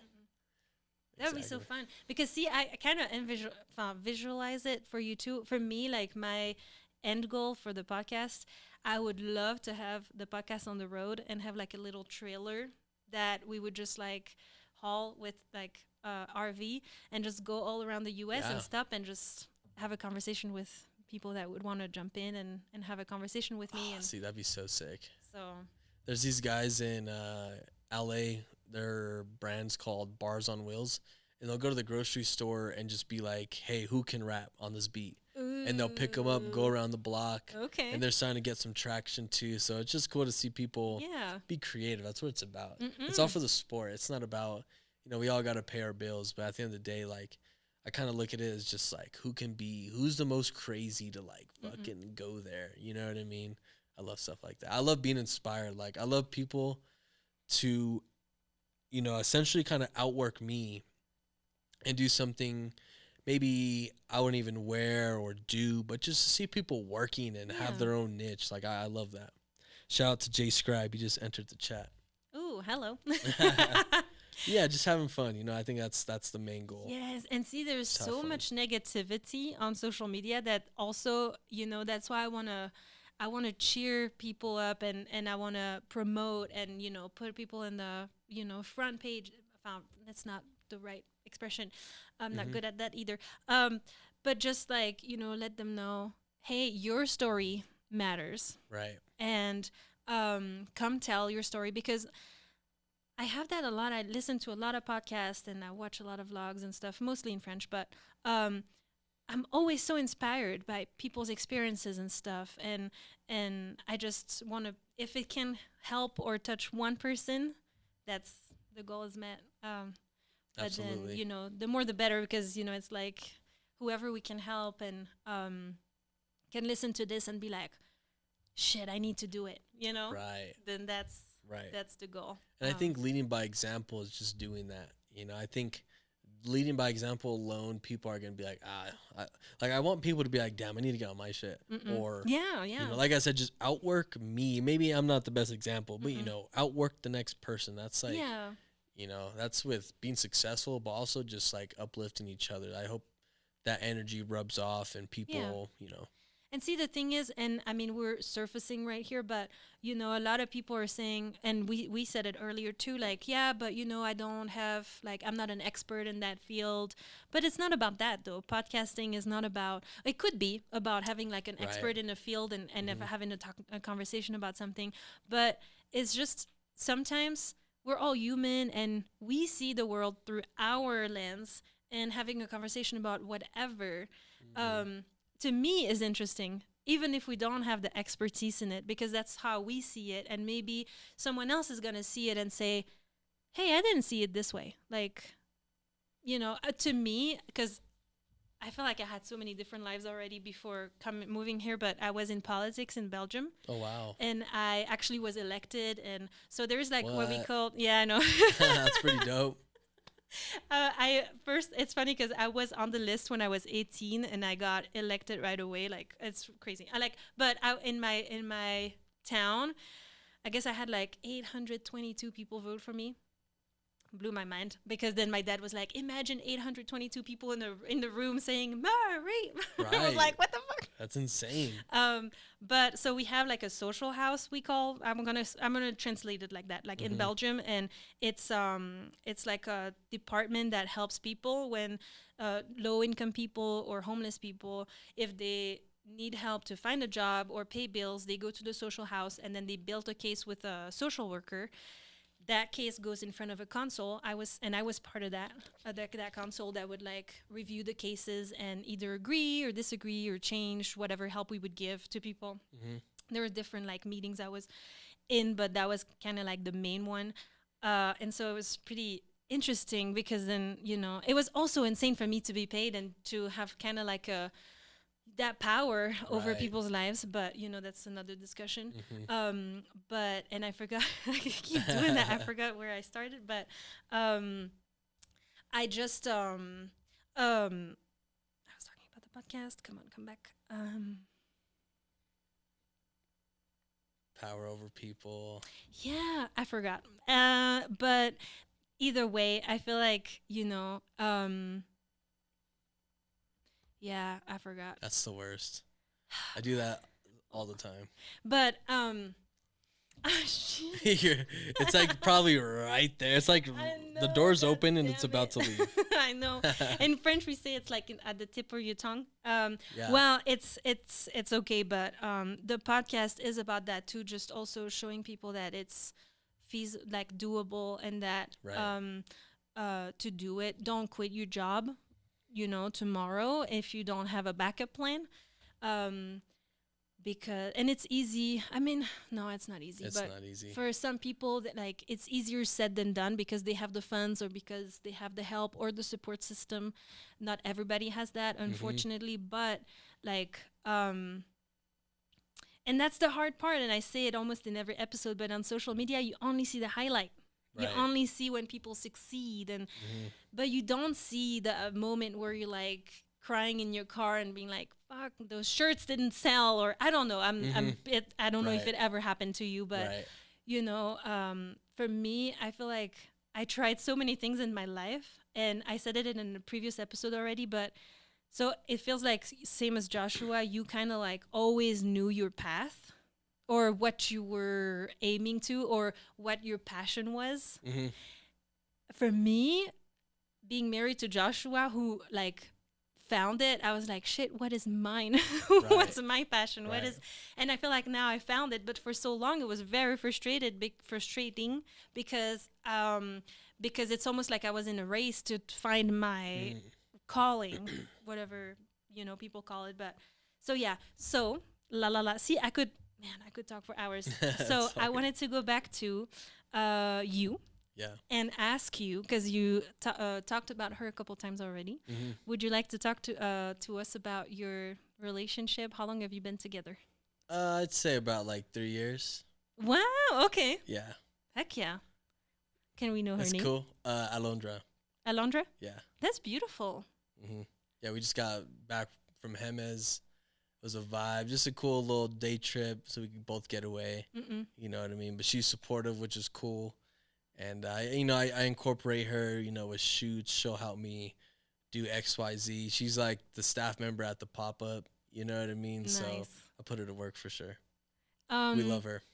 Nice. Okay. I'm so happy. It feels like it's a pretty healthy relationship. Um, did you? Was it easy for you to date when you were younger? Mm, I'd say maybe yeah, no. Is it your longest relationship? It is. It is.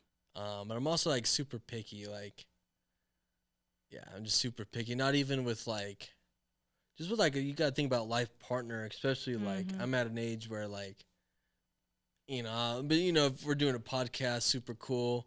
But for the most part, like I don't really be chatting or like, the idea of getting to know people, it just doesn't even seem interesting anymore. Oh, okay. In terms of like, I want to get to know people, but like not on that tip. Obviously, there's a girlfriend involved, but I don't feel the need to like do anything extra or like step out of my way to, you know, even like it's interesting because I always want to help and I do want to talk to people, but sometimes I don't have the energy to do so. So I'm very limited with like who I'm like open to and want to get to know. That's what I'm trying to say. Yeah. It's funny because Joshua likes to say that it's like socially exhausting, or like sometimes after he has to go work in town in the office, Oh yeah. when he's back, he's like, yeah, it's like socially drained because he had to talk to people. It's not in his nature to just like Oh, man. start the conversation. And I'm the opposite. I'm like, I'm We I had love a talking, but we had a pop up in Las Cruces, I remember, and the whole ride there we were chatting, and that whole ride back we were silent, which is just how it is, you know. then it's funny because when I came to, so when I met Joshua in Las Vegas in line of a Britney Spears concert. No way. Yeah. Oh, you didn't know the story? Uh-uh. Yeah. So, and it's funny because I went there. I was like, fuck it. I was kicked out of my parents. I was living alone. And then I heard that Britney Spears was ending her residency in Vegas. And I was like, what the fuck? I've been a fan since I'm 6 years old. Oh, And so word. I was like, it's been 4 years at that point that she was doing her residency and I wanted to go, but I had to help my parents, la, la, la, la, la. I lived alone for like, at that point, I think a couple months. And I had money saved finally, and I saw she was ending her residency. I was like, I need to go. So What? I asked some friends, and nobody wanted to come. So I was like, all right, I'll just go. And so I went by myself. And That's so, wild. yeah, I'm in line, and I'm like, there's this guy in front of me that starts talking, and I'm like, oh, cool, okay. And then, but I thought I was a Britney Spears fan. No. They knew everything, the color Oh, of her I bet. underwear I in bet. whatever clip. And for me, I know her birthday. I know she likes to drink Sprite, and I know some of the lyrics. Right. You know, that was about it. And then this girl behind me started to talk to us, and then she was like, yeah, I came with my best friend from Albuquerque. He's not coming to the concert, but he came for the drive. But the way she was talking about him, that was Joshua. She like, you know, my best friend. Oh, right. And so we were all like, oh, sure, okay. And then he joined us in line, and it didn't happen for him, but for me, I was just like, and so, oh my God, I had long blonde hair, I had fake eyelashes, black lipstick, work bitch hat, Oh, black, nice. yeah, leather skirt. I was like, this isn't me, but okay. And so I was just like, and then he was trying to talk to me-ish, but then I was like, if you talk, he's going to realize you're not American. That, you know, I was like, don't talk because you're going to sound stupid. And then I had black lipstick that kept going on my teeth. It was just the worst moment of my life. But That's hilarious. yeah, no. So, and then there was a guy that was hitting on him. It was that. It was a whole thing. Oh my God. But so long story short, then we stayed in touch. And actually I was stalking him basically. And at some point he just stopped answering me. And then that was in December, and then came my birthday in June. And, then he wished me a happy birthday. And from then on, That's how it starts. we started talking every day. That's awesome. Then came the balloon fiesta, and I was like, all right, maybe we should see, because we were talking every day. I was like, maybe we should see if Right. this is real. Got to test the water. Right? So I came for the balloon fiesta, and then long story short, we ended up going to White Sands together, Nice. 4-hour drive. Yep. And so It's a commitment. oh yeah, to go, man, we just learned to know each other, and it was really like, there's really some deep conversations there. But then the drive back, like you said, it's funny, that's what it made me think of, because I mean, I love listening to music, but really loud, and I dance and sing in the car. That's kind of like my thing. I think it's a lot of people's thing, but you know. And so I did that, and poor thing, because we really don't listen to the same type of music at all. Same. Same. He was driving, and I was like dancing and stuff. And then we had an awkward moment because the music stopped, and it was like his ex calling him, Oh, because shit. she knew that he was like Yeah. seeing me, whatever. It was a whole thing. Yeah. Funny enough, but and so it was like, you know, the ringtone, and then it's like, oh, and then the music comes back out blasting. So I was like, it's okay. I turned it Oh, I off. love that. So yeah, no, see, it's interesting, and I know now that he was just drained from it, and honestly, he probably hated my music because, you know, But That's okay. I feel like Yeah. like me and her don't like the same music, but I see her put on my music sometimes. I'm like, you like it. I feel like I've come to realize some things I don't like because I don't understand. Golf, Okay. I hate it because I don't understand it. Okay. I can that one I'm kind of a little Uh-huh. more harder on. I just don't like golf. But like even like even Spanish music for a long time, I wasn't into it. It was because I don't understand it. Okay. So like even noticed with stuff I like with like envy, like, oh, how come I didn't do that? It's kind of whack. I would have done this, but it's just because I don't understand Right. it, or I'm just, I kind of have an ego towards it. But for the most part, I try to take everything with like an open mind. Mm-mm. If it's music, if it's art, or people's perspective too, you gotta keep an open mind. So what's on your playlist right now? All I listen to is Wiz Khalifa, and Wiz Khalifa. Facts. I got Wiz Khalifa song for everything. Ask Okay. anyone around me, they'll be like, oh yeah, it's just Wiz Khalifa. And what does your girlfriend think listens to? She likes a Listen lot to. of reggaeton, a lot of Spanish music, a lot of like earthy, lo-fi type shit. Like both of our parents and us have a good music Mhm. overall Does she grasp. speak Spanish? She does. Do you? I speak y Un poquito. poquito. Yeah, we got a little bit under our belt. But like we just went camping. Her whole family's speak Spanish. Some of them Spanish only, so you learn real quick. Oh, you have to. So I've been in my Spanish bag these days. Nice. We're getting there. But Spanish is like French though. They speak really fast. Yeah, and there's like different versions and different styles, and depending on where you're at, they're gonna say the same thing differently. So it's a tough thing to learn a new language, but I think it can open up your mind and opportunities. Like if I knew Spanish, I bet my business would be bigger. Mm-mm. Is it something you're thinking of learning? Like more like I'd say naturally. okay. Like my sister's learning on what's that app called, Duolingo, Duolingo, or some. I'm not gonna do that, Mm-hmm. but gradually as I'm around people who speak it, that's how I'm kind of picking it up. Okay. That's brave. Hmm.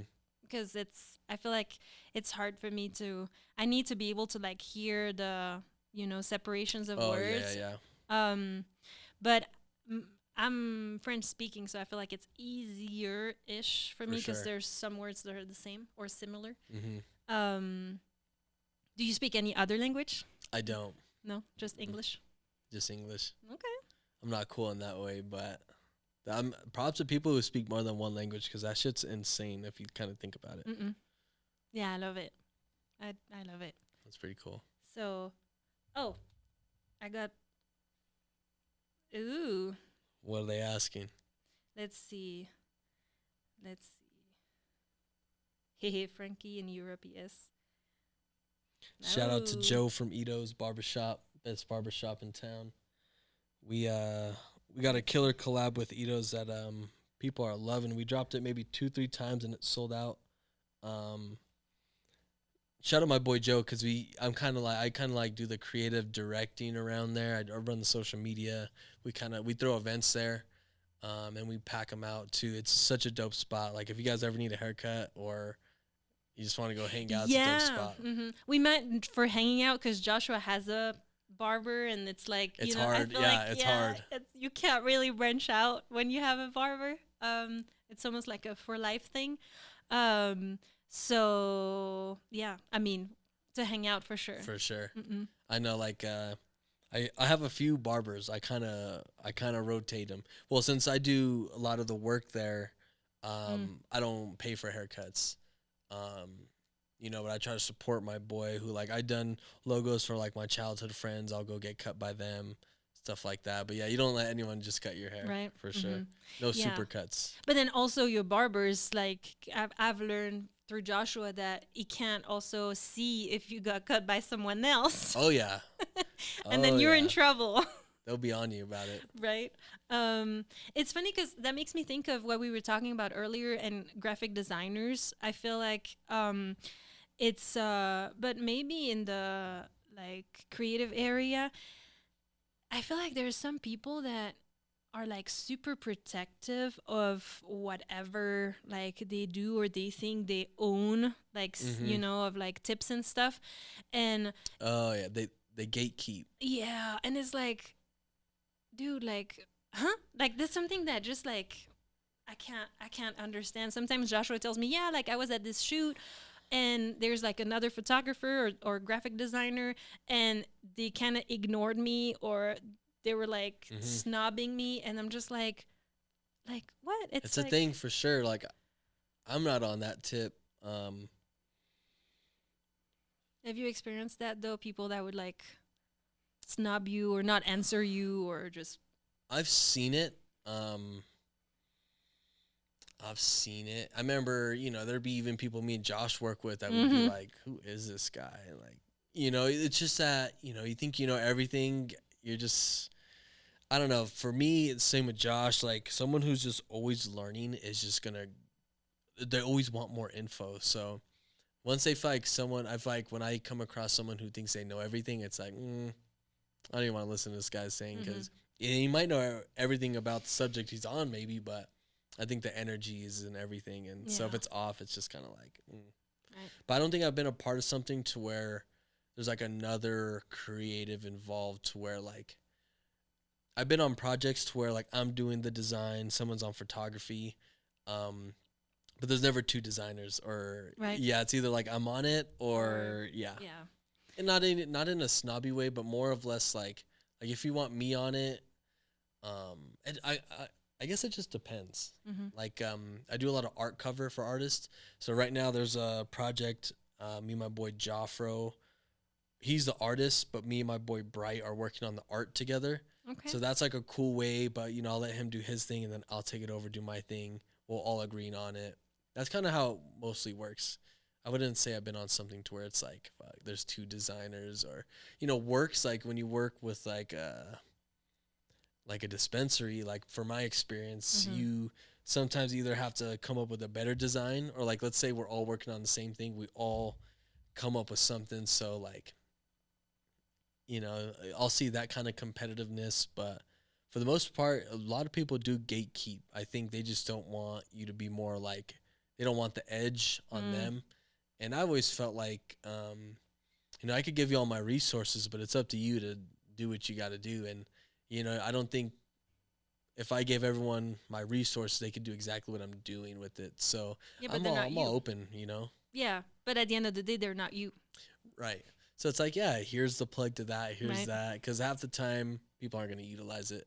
You know what I mean? So I'm like, at least I want to be remembered as someone who's like, oh no, like he'll tell you, like a lot, especially in the clothing industry, people won't tell you where they got product or, but of course at this point I don't need anyone to tell me where No, they it's got it. true. Yeah, you know what? I follow this girl that she like. I think her name is Megan Co on social media, whatever. But she like presses shirts and sweaters and stuff, and she's always like also gatekeeping a little because at some point, I mean, I also wanted to start doing that, but then yeah, like a lot of people were asking her, hey, this is really good quality, where did you get it, la la la, and she was like, well, I did my own research, so you just do yours. And it's like, all right, but I mean, I would say I've hit people with that response, but it's also because I started charging for my time. Like I kind of came up with the system where it's like I'll charge someone $100 for an hour of my time of just game. yeah, Like if a buddy wants to meet up and talk business, I'm all for it. okay. But I had someone hit me up. They're like, "Hey, I want to do exactly what you're doing." I Oh, was like, "Okay, I'll let you know mm-hmm. at this cost." Yeah, And it's at that point, it's just I'm paying myself back for my time of the oh yeah, hours. mm-hmm. And then there's some people where I'm like, just Google it, and it's Yeah, right no, there. of course, yeah, yeah. It just depends, but I'm never one to like hold info.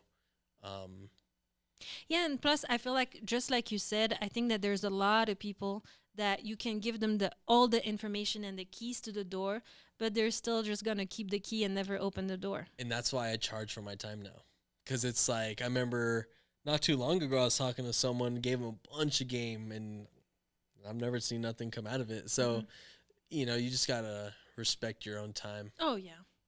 Yeah, and then did you also like come through. I feel like, you know, you can't you you have to, but you can't have a whole lot of ego, I feel like, in that industry, multimedia specialist industry, I want to say, Hmm. because um I want to know your journey with that, but I know that Joshua came across a lot of time where he was really proud of his designs, and then whoever he was working for or working with, they're like, I don't like it, or you have to change this or this and that. How have you been with that? Like, how does it affect you? And I think, it's hard when there's maybe, I wouldn't say favoritism, but if there's someone you know, I feel like when the 9 to 5 space, when you're designing, it's kind of very like, if you like this style or mm-hmm. aesthetic, you're going to lean towards that way. Or maybe if you like someone more than the other, you might see that. What I've experienced is, my dad always told me to learn how to take criticism. So, when you turn in these design projects, you're going to get a lot of feedback, especially like when people don't know what they want and then you give them something that they don't like. Mm-hmm. It's easier when someone knows what they want or else you're just shooting blanks. So, there's a lot of revisions that goes down. Some people are very harsh with their feedback. I like people to be completely honest. I also want to make a very quality product. Mm-hmm. You got to just be open to criticism, Right. even with the haters. Like I'm open to everything. Um, so you just gotta you gotta be an open book. You gotta be willing to learn, put in the work, Mm-hmm. and not be afraid to like fail or, maybe not do your best. And if you know you Yeah. could do better, I mean, just do better. Yeah, and then it's not about you, right? It's about the product that, or the design or the logo that Mhm. you're making for someone. Because, um, I mean, you know better than your client, because sometimes I've seen that with Joshua. Some people want some really complicated Oh logo, yeah. and then they want to put it on everything. But the problem is that when it's super complicated, that doesn't really show well on Mhm. whatever you want to put it on. But and sometimes you can explain that to people and they understand, and sometimes they just want to go with it, and then For sure. I think, me understanding the process has allowed me to move professional. Because honestly, with my print shop, there's people who they work with, and those people don't treat them the best, Mm, but it's because they don't understand what the process is. If you kind of, my printer breaks down, hey, this happened. This is why this is going yeah. down. It's like, okay, well, now we know that. Let's do this. And, because I started off screen printing, so I know the process. I know how hard it takes to get it right. So, yeah, just knowing more is always going to do better. The people who don't know are just going to like, it's like that meme where it's like a silent person is, what is it? It's like an angry person has no brain and a silent person Mm. has a brain. It's like one of those things. Like you don't you don't say something out of hand just because your printer made a mistake. Like it's a mistake. Yeah, yeah. It's all mindset. Right, yeah, it's also what you decide to focus on. And yeah, It's a trip out there. it is right. So on the day, doesn't make, like, do you make your living off of it, or do you have a side job for now still? On the day is my workhorse. Okay. Um, I've worked with people who still owe me money from past jobs, like 9 to 5 jobs. Yeah. Um, but right now we're grinding. Got into like photography, so I've been shooting a lot. I've been doing a lot of freelance art cover. I got a commission I got to do tonight. Thankfully, the sales on the brand just they do well. Nice. Um, right now we're surviving. We're trying to get into the phase of thriving, but Right. right now we're surviving, which is cool. But there's gonna be a point where we need to just step it up. If it's cutting down the middleman, essentially, which is my print shop. Shop's fully exposed, but getting back to printing myself and just cutting costs down and maximizing sales. It's all doable. You just gotta make it happen. Mm-hmm. I've been trying to just do better at being a problem solver, Mm-hmm. and if we need to pick up something here and drop that, let's do it. I'm all for just making it happen, by any means. Mm-hmm. That's cool. I feel like you have to have all the hats, right? When you're creative Oh yeah, and day when in you day want out. to make it your living. It's is it something that your plus one is helping you with? Is she like fully committed to helping you? Because see, like I'm just saying that because for me, when I moved here, I wanted to. It didn't help the end up working really well, but Hmm. I was like committed to like the first 6 months I was here, I couldn't work because I came on the fiance Oh visa, right, la la right. li. So for 6 months I was not allowed to work. So I was just like, all right, I'm gonna help you. I have like a management Mm, assistant background, and I was for gonna help sure. Joshua, and because he was freelancing at the time just fully, so I wanted to be like his management assistant and kind of help him with all that Hmm. paperwork stuff. And as much as we're really good at pushing each other up, Hmm. I don't think we're meant to work together. That's okay. Which is you have to know That's okay. it's fine. Um, but how is it with your girlfriend? Is she involved in On the Day or? I'd say I mean, the support alone is incredible. I Mm-hmm. feel like the pop ups, she's there. Um, Feedback, I just need feedback and support. I don't really need the designs all me, Yeah. the printing's all the print shop. Um, I think just being a helping hand is Mm-hmm. like all the support I need. Um, and she's a nurse. She just got a nursing job, so Nice. she's kind of all booked up, Wow. and she hits the gym x days out the week. So she got her thing, I got my thing, Mm-hmm. and I kind of like it that way. Do you guys live together? We do not. Okay. I also like that. Okay. I was For the gonna say time that in being. the plans, For the but time being, okay. I can see it, but right now Okay. I like how it is. Yeah. I Got mean, your space, you got mine, and I feel like I'm just super young too. Like I Yeah. feel like moving in with each other, that's like a big thing. As much as times we do spend together, it's different when you live with them. And I've spent countless nights there to where I get the vibe. I know what Mm-hmm. it's like. Um, I feel like it's in the future for sure, but right now I'm just kind of it's not my focus. Mm-mm. Your young little brother. You Yeah, have for real. time. That's what I'm saying too. Right now is the time to grind. Mm-hmm. That's good though, of staying focused and doing that. It's funny because we watched last night or a couple nights ago this like documentary about this like free solo no free climber solo Andre? free no what is his name free I don't know he climbs without ropes and stuff on and he went and climbed that guy went and climbed El Capitan in Yosemite Park. And I think he's the first one to climb that one, like, and It's the documentary insane. is insane. Now, I was like, I asked Joshua first thing. I was like, is he dead or no? Because if he's dead, I can't watch it. I was like, well, if it came out, he's probably alive, right? So I watched it with Joshua, but all that to say that um, he already had started that dream of his, and he's been like climbing for a long time at that point. But he started that journey of climbing El Capitan free solo. I don't remember how you say it. Hmm. And then he met this girl, and they Ah, started dating. And all of a sudden, she was like, "No, but you can die. Like, you don't care about me," and kind of putting him in a mm, situation where it's like, well, what about me? And at the same time, I'm like, well, I you get it. you kind of like started dating him when he already had started that journey of doing it, Right. and for him, it was like his ultimate goal. And so, spoiler, they're still together. They have children and all, and he survived, and he did it. But to me, I felt like it was a little unfair for her to put that pressure on him and Hmm. say, well, you know, It's a what tough if you die? decision. Yeah, So yeah. I think I if you if you're in the journey halfway, you gotta accept it. I Mm-mm. feel like Right? maybe Yeah. if someone gets into it, you can maybe be like, "Well, be safe," Mm-mm, but mm-mm. I don't know, man. When someone's like got their mindset and that's what they're gonna do, Mm-mm. Oh yeah. you know what I mean? Mm-hmm.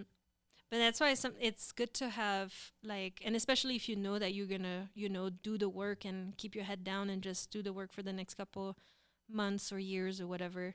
Um, it's good that your partner is aware of that, and For sure. you know. I feel like everyone knows I'm what I'm gonna do. Mm-mm. I mean, you know, and I'm not like a a bum or nothing. It's not like I'm out here Oh just. no, yeah. So I think people see the the drive and the passion. So it's almost like a non-questionable at this point. It's just making it happen, making it sustainable. Hmm. And it's not like I'm gonna be selling T-shirts forever. Maybe I will because I'm already in that bag. Yeah, yeah.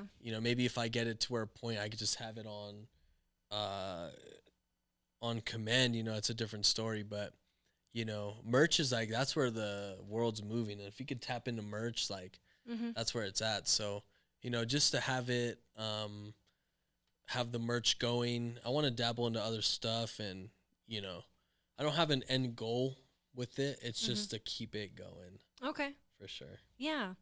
We have an Instagram question Oh, for let's you. go. Someone says, so what are some of Frankie's current favorite logo beside his own? Uh, Besides my own, I've always liked the Miami Heat logo. Okay. It's a good one. Um, I don't know, but I trust you. it's like a ball on fire going into a hoop. It's super sick. Ah, okay. Um, Favorite logo? I don't even know. Are you more inspired by the logos that are like with the hidden thing? Like, I mean, at this point it's not hidden, but like the FedEx logo has like a arrow Yeah, in yeah. it, or um. I just like concepts. Okay. Like the ball on fire is like when you're hot. Yeah, it's like such a cool concept, and I remember seeing that as a kid. Actually, being very intrigued by the NBA logos, not thinking about design or even I didn't even have enough interest to look into design, Mm-mm. but it was just like always intrigued me. So it's just crazy how all this comes full circle Yeah. to where it's like now I could probably make that logo, or it'd be cool to get picked up by like an NBA team, or I'm not against having a boss by any means. I just want to do something I'm passionate about. I've been in the cannabis industry doing design for like 3 years, but I'm kind of over it because it's saturated. The people kind of suck. And they always, I think it's just not the most consistent industry right now. So, I want to get into an industry like wine or, liquor would be cool. Obviously working in the cannabis industry, I got free weed for years. So, I'm not really looking forward to free beer. That's kind of cool, but as long as I'm getting paid to like just be creative, I mean, that's all I could ask for. Yeah. Okay. So parallel to Own the Day, you still have like hopes and dreams of, yeah, like working towards that, maybe work for bigger companies like that, and Oh yeah, I mean, ideally I don't want to work for anyone, but I'm open to the idea of like designing for a company. Yeah, I'm all for that. Benefits, I'm kind of I'll be honest, I go into these 9 to 5s like, look, I need this much and I'm not working 9 to 5. Like I haven't worked a weekend in like 8 years maybe. So like I tell them off rip, I don't do weekends. I don't work past 4 p.m. I don't know how people take it, but you see the work in the portfolio, as long as I'm working and the people know I'm working, you can kind of work in your own schedule. So yeah, I should probably look for a job, honestly, but right now we're making it happen. no, but I mean, it's good because you're young and you know what you want, the time that you need on the side, and a lot of people don't know, and they just live it the way society tells them to, and and for some people it works, like we said, but then it's good that you know what works best for you. Right. I just know what I work best in and what makes me like happy. Like my days these days, I'll wake up, I'll either hit the gym, I'll start working on each day is like surprisingly enough for me not having a job, I stay hella busy. If it's meetings, running here, doing drops, deliveries, pickups, shoots, podcasts, I mean, there's a lot to do if you're about it. And someone once said, like, if you had someone following you around all day, would they be convinced that you're as willing to make that dream happen as you say? And I think that's a good rule of thumb. Like, I know when I'm slacking, when I'm on my phone scrolling or bullshitting, and to think someone's watching you, maybe be like, well, I thought you wanted Right. this and the third. It kind of pushes you to go harder. So, that's kind of been my mindset lately. Just do the work, grind now. Even if I'm tired, don't want to do it. Like, there's always something to do for sure. Oh yeah, and damn, I'm the same way. It's hard because sometimes, I mean, I have some anxiety sometimes that I'm like I want to do so many things, and then I feel like the list in front of me gets too overwhelming, and so I kind of like go on the couch and just play a game. I have one Yeah. game on my phone, and I'm just like, What is it? It's what is it called? King Royal Match. Nice. Yeah. I was just playing my games in Hemes. I have Blackjack, Miss Pac-Man, and Minesweeper. Whew, so you have three. That's And a lot, Tetris. Frankie. And Four. Tetris. I have 4 games. Okay, that's a lot to be distracted with. Nah, I know. I think the most thing I get distracted on is just watching YouTube vids, or I get lost in the Instagram scroll. I only have TikTok for the podcast, but I can't. I'm like, if I dive into TikTok, I'll never get out of there. Honestly, I downloaded it last week, and I got like 8 posts out so far, but I haven't scrolled on it. I just go post, I'm out. and leave. Yep. Same. Because I don't need another scroll. Oh no. Like, Twitter doesn't really do nothing for me these days. I just kind of do it to be active. My Twitter in like 7th grade was insanely popping. Okay. Insanely popping. For no reason at all. Now that I have like stuff to promote and stuff, it's just I don't get that engagement. So, but I still post. Snapchat, I honestly do decent just because it's more personal. Everyone feels like they're kind of talking to me. I run my Instagram. I don't know if people feel like I don't or something, but just finding different outlets to push. I've been dropping shorts on YouTube. I'm kind of just getting the same video and just dropping it everywhere. I'm not even being strategic. I'm just getting in the groove. Yeah, it's hard. It's flipping hard because I love this, but then when we leave, everything that comes after that, I hate it because it's hard. It's very hard. And so that's what I've been doing too. Like I make the reels and then I just post the same everywhere. And I'm just like, and the thing is, so I do TikTok, I do Instagram, I do YouTube short. And then I should do Facebook because Facebook is it's in an entire generation. It's like really like, a group of people that, I don't want to, The old people. yeah, not really. No, but you never know. I mean, Not facts. but I can't get myself to post there, and not that I don't know why. It's just weird, and because I made a page, and I feel like it doesn't get the traction the same way It's other very discouraging. platform do, and it's funny because people are always like, "Oh, influencers, they have it so easy. Like it's easy. It's not. It's not." It's not easy. Yeah, I feel like right now, like I said, I'm not even being strategic with my posts. You can even look at the numbers. I don't focus on them, but I pay attention. Mm-hmm. Like my last few reels are all down in the dumps because I would say there's no substance to them, Okay. honestly. Mm-hmm. Like I'm just dropping just to be consistent and letting people know, like, hit the website. And one of those are bound to hit. And I've been taking hella photos. I got a bunch of stuff I've been just sitting on. Just kind of everything needs to align and, kind of make sense. But I don't even overthink it. Right. I don't overthink it. Just kind of, just getting a regular program of it. The numbers, I feel like I have decent numbers. Sometimes I look at my highest video and the lowest one, and it's like, fuck. But it is what it is. And honestly, there's no limit to like how much you can post. So it's almost like No, yeah, right. yeah. If it came to it, and if people say, damn, I would really love to have like weekly vlogs of you, see what you do. Is it something you would be interested in doing, or? I would only do it if like enough people were like, we want to see it. But I don't think I would start it willingly. Although like I've always said I want to start a YouTube, but I don't want to manage it. So like if someone were to just film me and follow me around, I mean, we could do that all day. Yeah. It would honestly, it would be pretty dope. But I wouldn't like set my camera up, talk to nah, I wouldn't do that. Me personally, I'll do it for Yeah. Instagram stories, but like a whole 20-minute video, I don't know. And see, for me, I have the videos. I just don't have the time to edit it. Oh And then man.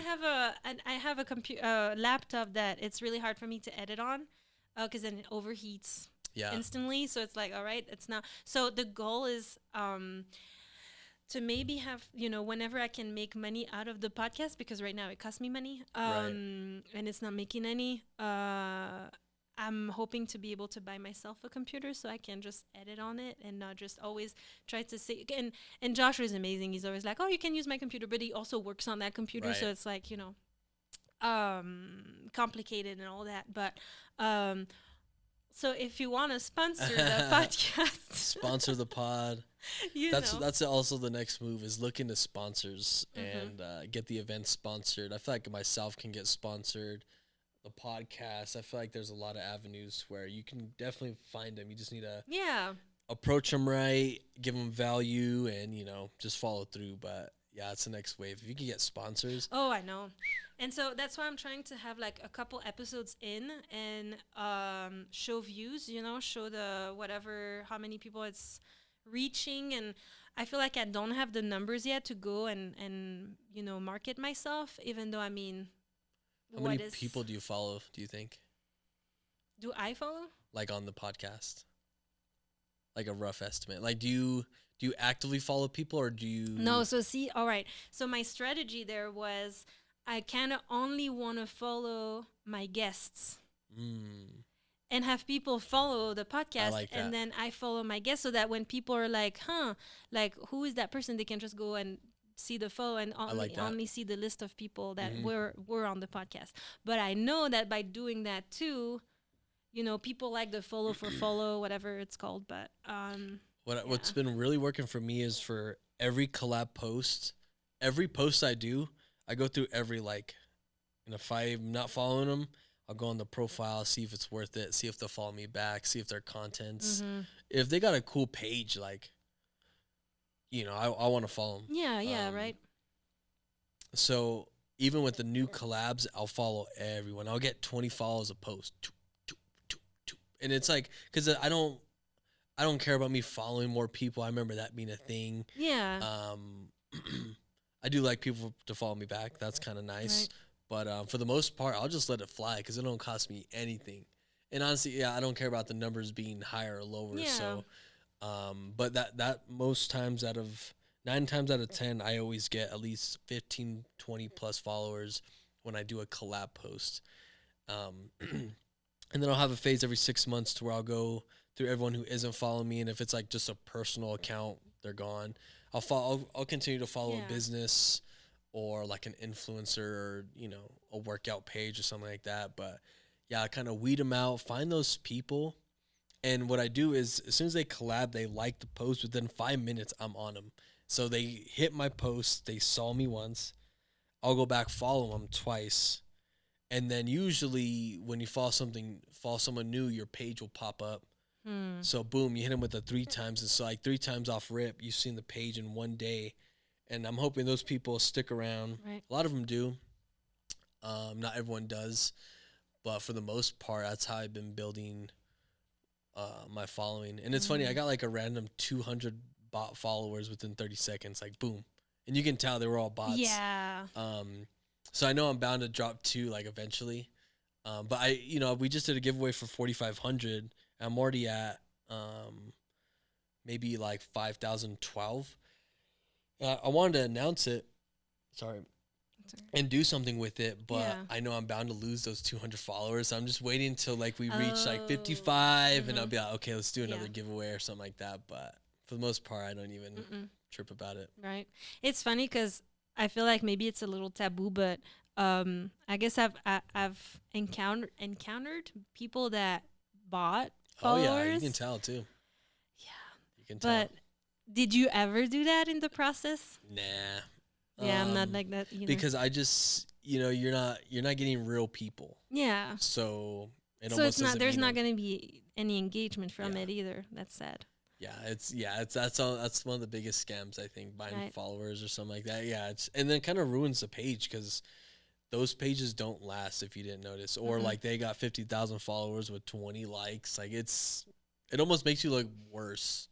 So yeah, just keep it natural, keep it what it is. Right now it's funny because I'm like I'm at 140, but every day I look if I have one more, and then the other day I was like at 38, and then I had a follow, so I was like, oh my god, I'm at 139, and then I went to look back a couple hours later, and I was back at 138, so I was like, oh no, who unfollowed me? Like It's the worst. You know? Then and it's to think like so much, but it's crazy to think people unfollow us. Like, damn, that's crazy. Right? It's like, huh? It's all good though. No, yeah, it's little by little, but the process is fun though.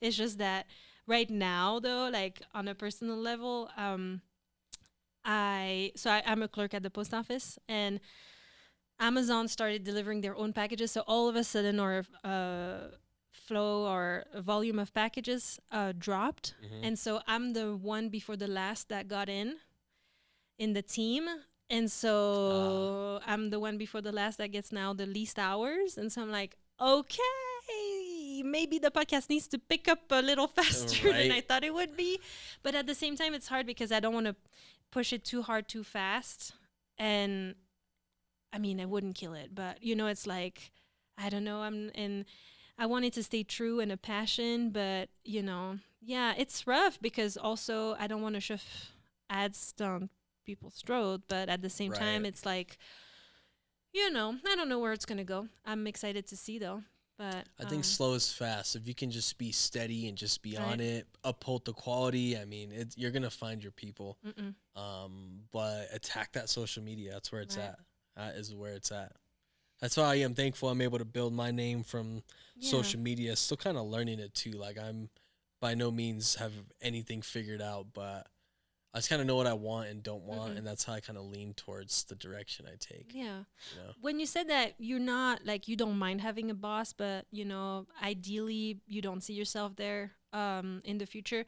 Have you ever thought of having your own like marketing company or like agency? We call it the Star Agency.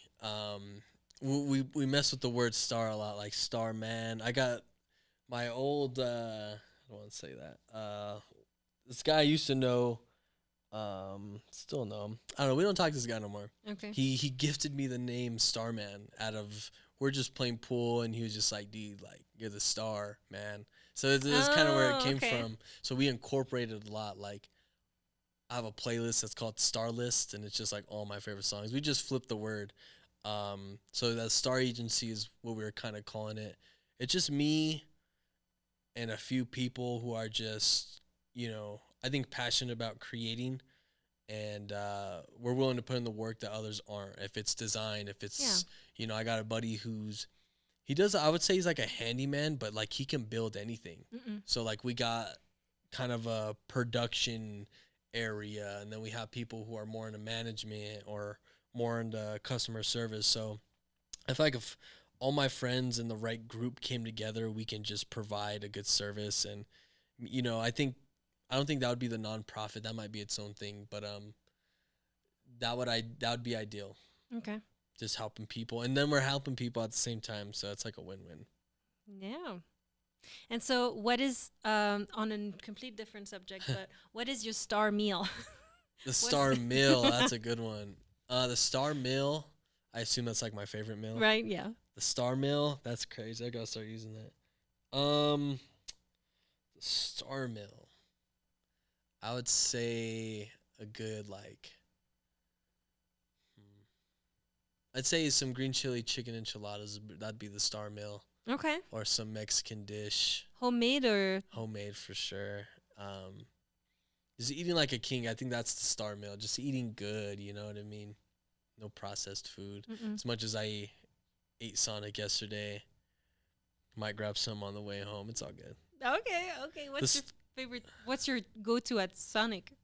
Honestly, Sonic sucks these days. I was so disappointed. But I usually just get like a corn dog. Right. And an ice cream slush. That holds me over. Nice. Yeah, I like to do like a corn dog and like a small like tater tots. That's literally what I got yesterday. Honestly, I'll run that back tonight. I don't even care. Yeah, that's good. Well, so do you watch your calories and stuff? Are you like that type of person? No. Nah. Do you cook?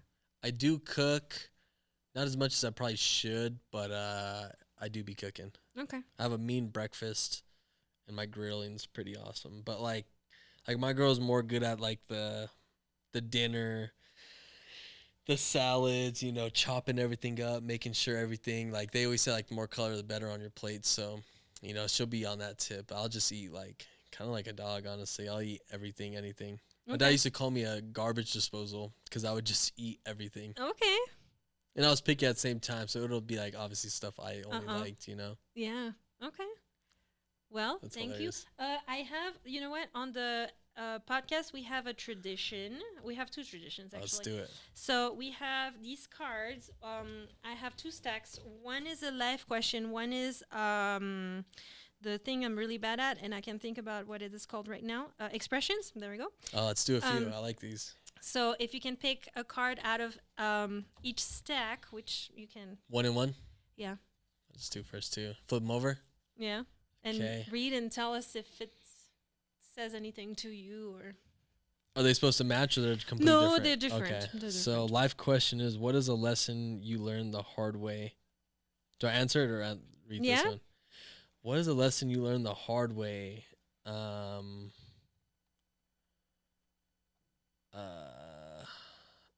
I feel like no one's gonna wait for you.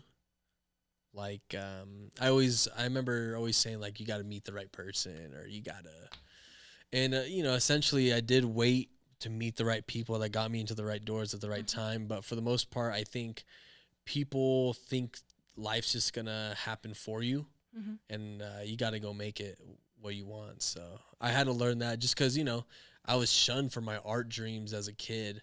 Not that I was like I want to be an artist, but like deep down inside I was like I know I can do this. So I think just ultimately knowing that you can do it Mm-hmm. and you got to do it your way. That's a hard lesson. And this one says your life does not get better by chance, it gets better by chance. Hold up. Your life does not get better by chance, it gets better by chance. I like that. Hey. Let's do another one. Is that cool? Yeah. That's Okay. okay. All right, live question. What does success mean to you, and has that definition changed over time? Yeah, I would say I used to see success as like just being rich, honestly. Okay. But now it's just like being happy and like secure. Security is a huge thing. And this says, don't watch the clock, do what it does. Wait, Mm-hmm. I get tongue twisted. I Don't know watch this the one is a clock, good one. do what it does, keep going. Keep going's huge. I'm doing one more. I like stuff like this. Oh, that's good. Okay, life question. If you could change one thing about your past, what would it be? Nothing. Okay. Challenges are what make life interesting, and overcoming them is what makes life meaningful. I love that. By Joshua J. Marine. That's a good one to end on. And I got stars on it. Yeah. I want to thank you for your time. This was super cool. No, of course. And then there's the other dee-doo-doo-dee-doo. And see, wait, I wanted to say something about one of those. I forgot. The clock. What does success mean? Change. Yeah, no, with the clock, it's funny because it always reminds me when I was younger. I used to take public transportation a lot because in Belgium, I mean, everything's so close. You either walk or take the public transportation. And when Mhm. you go at a bus stop or a tram stop, there's always like a little screen and it tells you how long you have to wait for the next tram or bus to come. But I realized that whenever I would go to the stop and not know when the next one would come, I would be more inclined to wait, and it would even like go faster. But when when you see, it's almost like then you're just in a mood where like, oh my God, Yeah. you know what I mean? Then you're impatient, and so I'm trying to apply that to my life too. To not really look at the clock most of the time and kind of like flow it. Right. And so, because man, I'm a really stressed and anxious person. And so, and see, I'm always like, my legs are always like, Same. like, all right, get.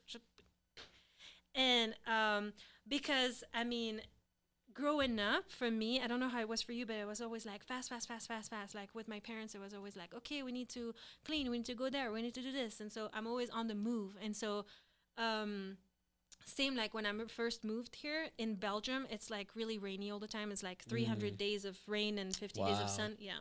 So whenever there's sun, everybody's outside. Everybody's grilling, going to the park, going out, doing this and that. So when I first moved here, I remember the first week, every day I was like, let's go out, let's go do something. And after a week, Joshua was like, it's Chill. okay. It's going to be sunny tomorrow. We're good. But so that's always been my personality. But then I'm learning to chill because sometimes, you know, even on the road or when we're waiting for a parking spot, I'm like, oh my God, come on, hurry. And Joshua's always like, do we have to be somewhere? Like, we're good, like, chill out. And so, not like that, of course, but I'm Right. like, you know. But so, yeah, I'm trying to apply that to me too. Like, yeah, chill. The clock is still going to tick. There's going to still be another There's day. no rush. No. But at the same time, though, that's why I love your brand and your the name Own the Day, because I feel like more and more lately it's like speaking to me in the sense that you have to own your day because it's one day at a time, but at the same time the sun only goes up and down one time, like once a day, and it's not gonna go up and down the same way the next day.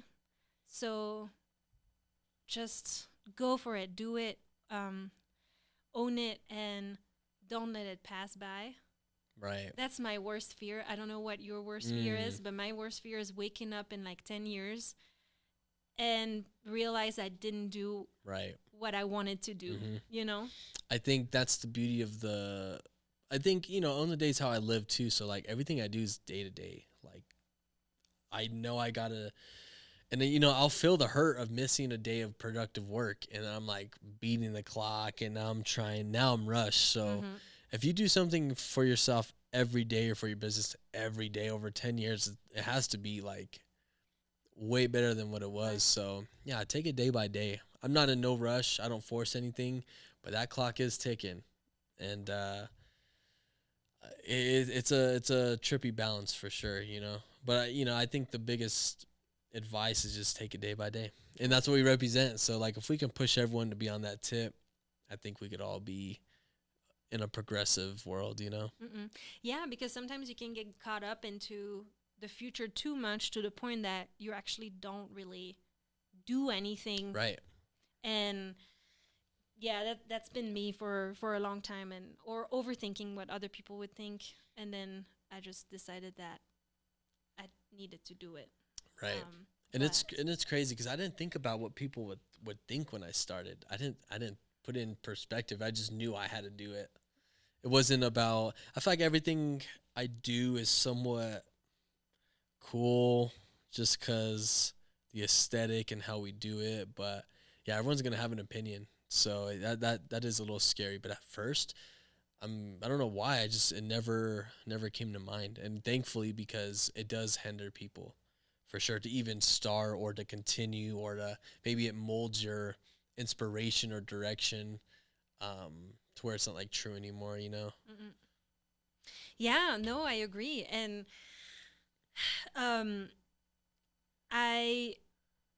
it's funny because I wanted to ask that to you earlier, like, but I guess you just answered it. So that's cool. That was like something I had forgotten, but there is, before I do that. So we are gonna do a giveaway. Oh yeah. And so we're gonna give away one of these shirts and size large. We're gonna give away a hat, a tee, and a air freshener for your car. And so you're gonna have all that on the post on the day of the release of the episode. But for those of you who stuck with us till now, and for those of you who are on the chat, so for an extra entry, you'll have to text me, DM me with the word, oh my God, Marie, green chili chicken enchilada Okay. which is your star meal. I could dig that. So do that. Text me that or star meal. If you don't remember Frankie's star meal, DM me star meal or green chili chicken enchilada for an extra entry. That'd be dope. And then we'll let you know when we do the I can't today everything comes in French. It's crazy. When we pick up the winners. Yeah. There we go. Yeah, we can even do like a collab post, or even Yeah. we can clip like 2 of these, the best clips, and we can collab on them and push the giveaway a little more, just promote it. Oh yeah. Yeah. Nice. I'm open to everything. Heck yeah. So the final tradition on the show is that at the end of every episode, the guest writes a question for the next guest, Oh, wow. not knowing who it's going to be. What was the previous question? And so the previous question for you is from Mirasol, and her question is, if you could go back in time, what would change? What would change? What would change? What would If I had to go back, I would do more sooner. I would do more sooner. more sooner. Yeah. It's funny because you had that, or like in those questions, right? I said nothing. Yeah, nothing. Well, if I could, I would do more. More sooner. Just more. Mm-mm. Like early on, I was banging out whatever it should have been, or even getting on content early enough. I think doing more sooner. Right. My question would be, do you know who your next guest is going to be? No. Or what they do or nothing? I would just be like, honestly, what me and my girl were talking about, what would be, either you can put what would be your last song before you die, or the song you'd play at your funeral. Oh, okay. So what would be the last song you listened to before you die? Yeah. Or your funeral song. Okay. Like that. That's very telling about a person. That's pretty cool. I like that. Right.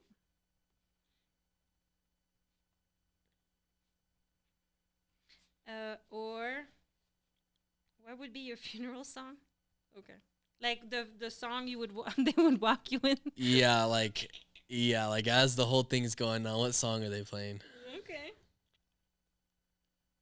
It's funny because my dad always said, like, when I die, you better have like the best party ever.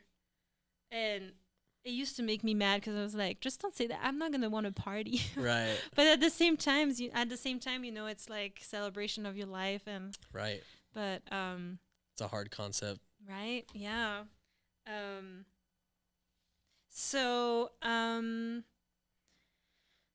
another question, and it just slipped me when you talked about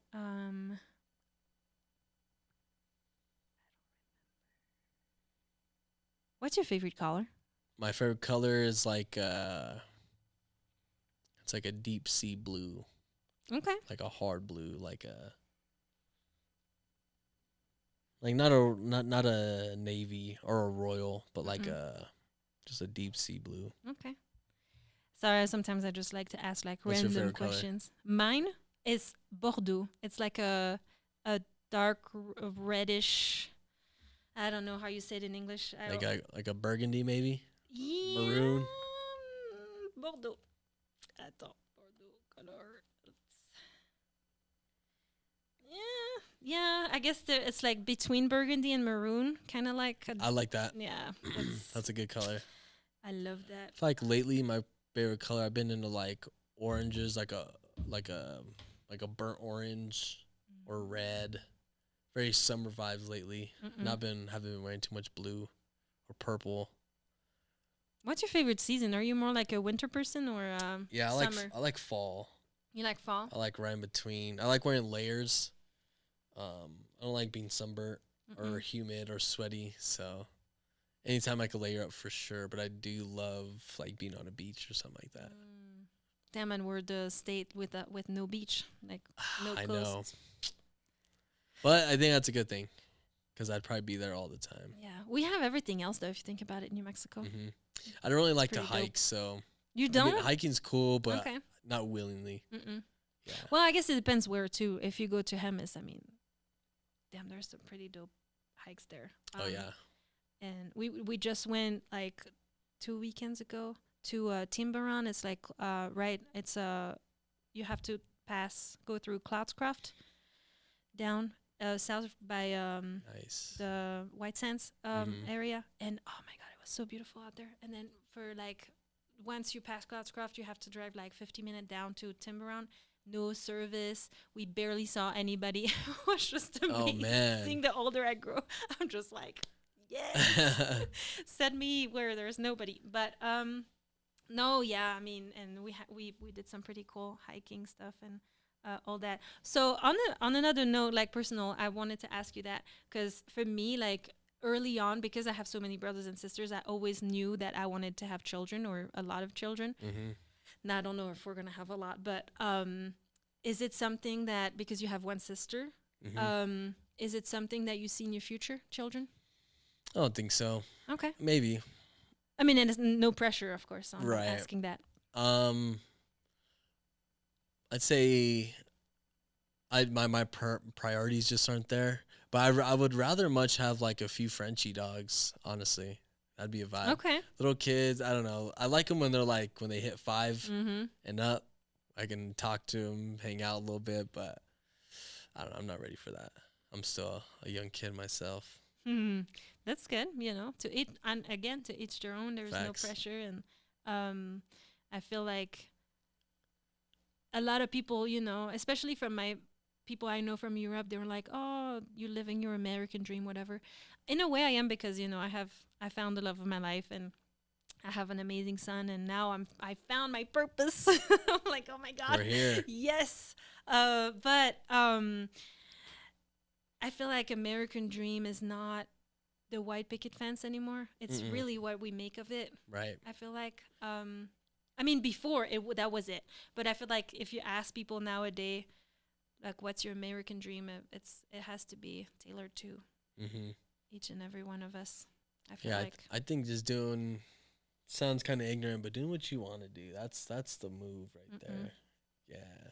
Just waking up and just having fun every Right. day. Every day is Friday over here, so I tend to get lost in the days of the week and stuff like that because we're just grinding. Right? You know, every day I swear feels like a weekend. what's a typical day for you, Um, if there is such a thing? work out if I'm on it, or make breakfast. We'll smoke. We'll work on stuff, emails, maintenance of website, social media heavy, responding back to people. Might be packing orders daily though. On top of all that, we'll find time to chill somewhere in between. But it kind of sounds boring, honestly, but I don't really do much. Oh, Just no. kind of, I don't think so. I think you go with the flow, and that's harder than people think too, to keep yourself busy. absolutely. Is there? Do you watch like TV shows? I'm not a TV watcher. No, No no, TV, no shows. but streaming services. I watch YouTube. YouTube. I like Okay. watch YouTube videos and listen to music and like the podcasts, but no TV, no television, no movies, Oh, that's no interesting. series. Yeah, I try to create more than I consume, Okay. and I already consume a lot on the phone. So like TV, I just don't watch it. Yeah, we don't have like regular TV, but we have like streaming services like Hulu, Max, for sure. Apple TV, like Apple, whatever. Hmm. And yeah, I love shows. I love shows, movies, stuff, horror movies. I got into Squid Games when it came out. That first one was kind of mind blowing. Yes. But if it's there, it's there. Well, if there was like a real life Squid Game, would you go? Yeah, I'd be out first round. I'm not built like that. Take But me out. you would go for to be a participant. I wouldn't willingly go. Okay. If they kidnap me like they did in the movies, Right. I'm gonna do what I gotta do. But yeah, I'm not. But you wouldn't like I'm not seeing that final go round. there. Okay. Nah, not at all. It's funny because I feel like I don't watch a lot of those type of channel, but like the Mr. Beast when they have like those games and stuff. Oh and, yeah. I as much fun as it seems, I don't know if I think I'm too stressed of a person to just go and do it. You know. For real. I would overthink it way too much. I'd probably overthink it too. Okay, that's fun. Well, I know we had a little We're a little over like the time. Okay. Yeah. But is there anything you wanted to share? Go check out ontheday47.com. Why 47? Sorry, I didn't mean to cut you. The 47 represents the chakra system. So the 4 is the heart, 7 is the mind. So it's like the balance between the two. It was like heavily influenced by Pro Era and a lot of the Beast Coast movement that was happening back in like 2012. I'm like a product of that Okay. movement. And I've been blessed to be able to work with some of those people who I wouldn't say stamped the brand of approval, but like kind of just gave me my flowers and you know, that's what the 47 stands for. So, you know, we'll put it in like, it's obviously in the Instagram handle, but we'll put it on the shirts or, you know, we'll mess with like the Roman numerals, just to like put it in there. Like, and if you know, like I've been doing a lot of art cover for one of those people who started that movement, and he never hit like a mainstream status. Like he only has 20,000 followers, but for those who know him, they're like, yo, that's some big, it's a big placement. And I've been doing all of his art cover for the past like 6 months. So I got like 12 covers just with him alone. And I recently did a big one, and obviously, you know, I get tagged in the comments, but I don't see followers. Actually, the commission I'm doing today came from the cover I did for him. So, Okay. you know, he's in a good place to put me in a good position. And I was listening to him when I was in middle school. So to be able to have this dude's number and he'll call me all the time, we'll chat. It's an incredible feeling, and especially when we're putting out fire. And it's like, it's not like I'm just working for this guy, because to be honest, I've done all this work for free. But where it's put me in like be able to put our work on my resume is like insanely cool for younger me. It's crazy because see, I love like you talking to us about all that, because I feel like either that's what I've encountered at least. You meet people like bigger people or people that you look up to, look up to, and they either match your vibe and support you and bring you on and, you know, cheer you and bring you up no matter how many followers you have or whatever, or not, or there are people that you know, stay like untouchable, and you know, and so it's so amazing that you've been able to like touch up with like, yeah, like you said, someone that you've listened to and, you know, looked up to, and then it's like you up there with them. And yeah, I remember when I was younger, my boy was like, what if they ask you to join the group? And out of like just bullshitting, like I'm like 6 months in at this point. Like that wasn't even a possibility. I was like, nah, I'd want to work with them. I'm not trying to be one of their, I don't want to be one of them. I want to be me working with them. And I'm glad I stayed true to that, because now it's cool. Like, they'll mess with the aesthetic and the style. And, you know, I have a voice memo of him for like 5 minutes just going off about how fire this cover is. And it's like crazy because, like I said, I grew up listening to this guy. So to hear a 5-minute voice memo of him just geeking over what I just made, it's like super rewarding, you know? Heck yeah. I'm so happy for you. That's pretty dope. I appreciate you. And I appreciate the proud of you comment in the live chat. I see you. You're appreciated. Heck yeah. That's what you know, life should be about. I mean, and that's also why I was asking you earlier. I watch a lot of like true crime. I listen to a lot of true crime podcast stories and stuff and shows, and sometimes I need to get my head out of that because you know, it's pretty scary. And sometimes I feel like, you know, I think one time I almost got kidnapped, but I wonder if I really almost got kidnapped. True. Or is it because I get paranoid because of the, you know, shows I listen to. So I think, you know, there's a lot of negativity in the news, in the world. That's why, like I said, we have a TV, but we watch like streaming services. We don't watch regular TV. We don't watch regular news.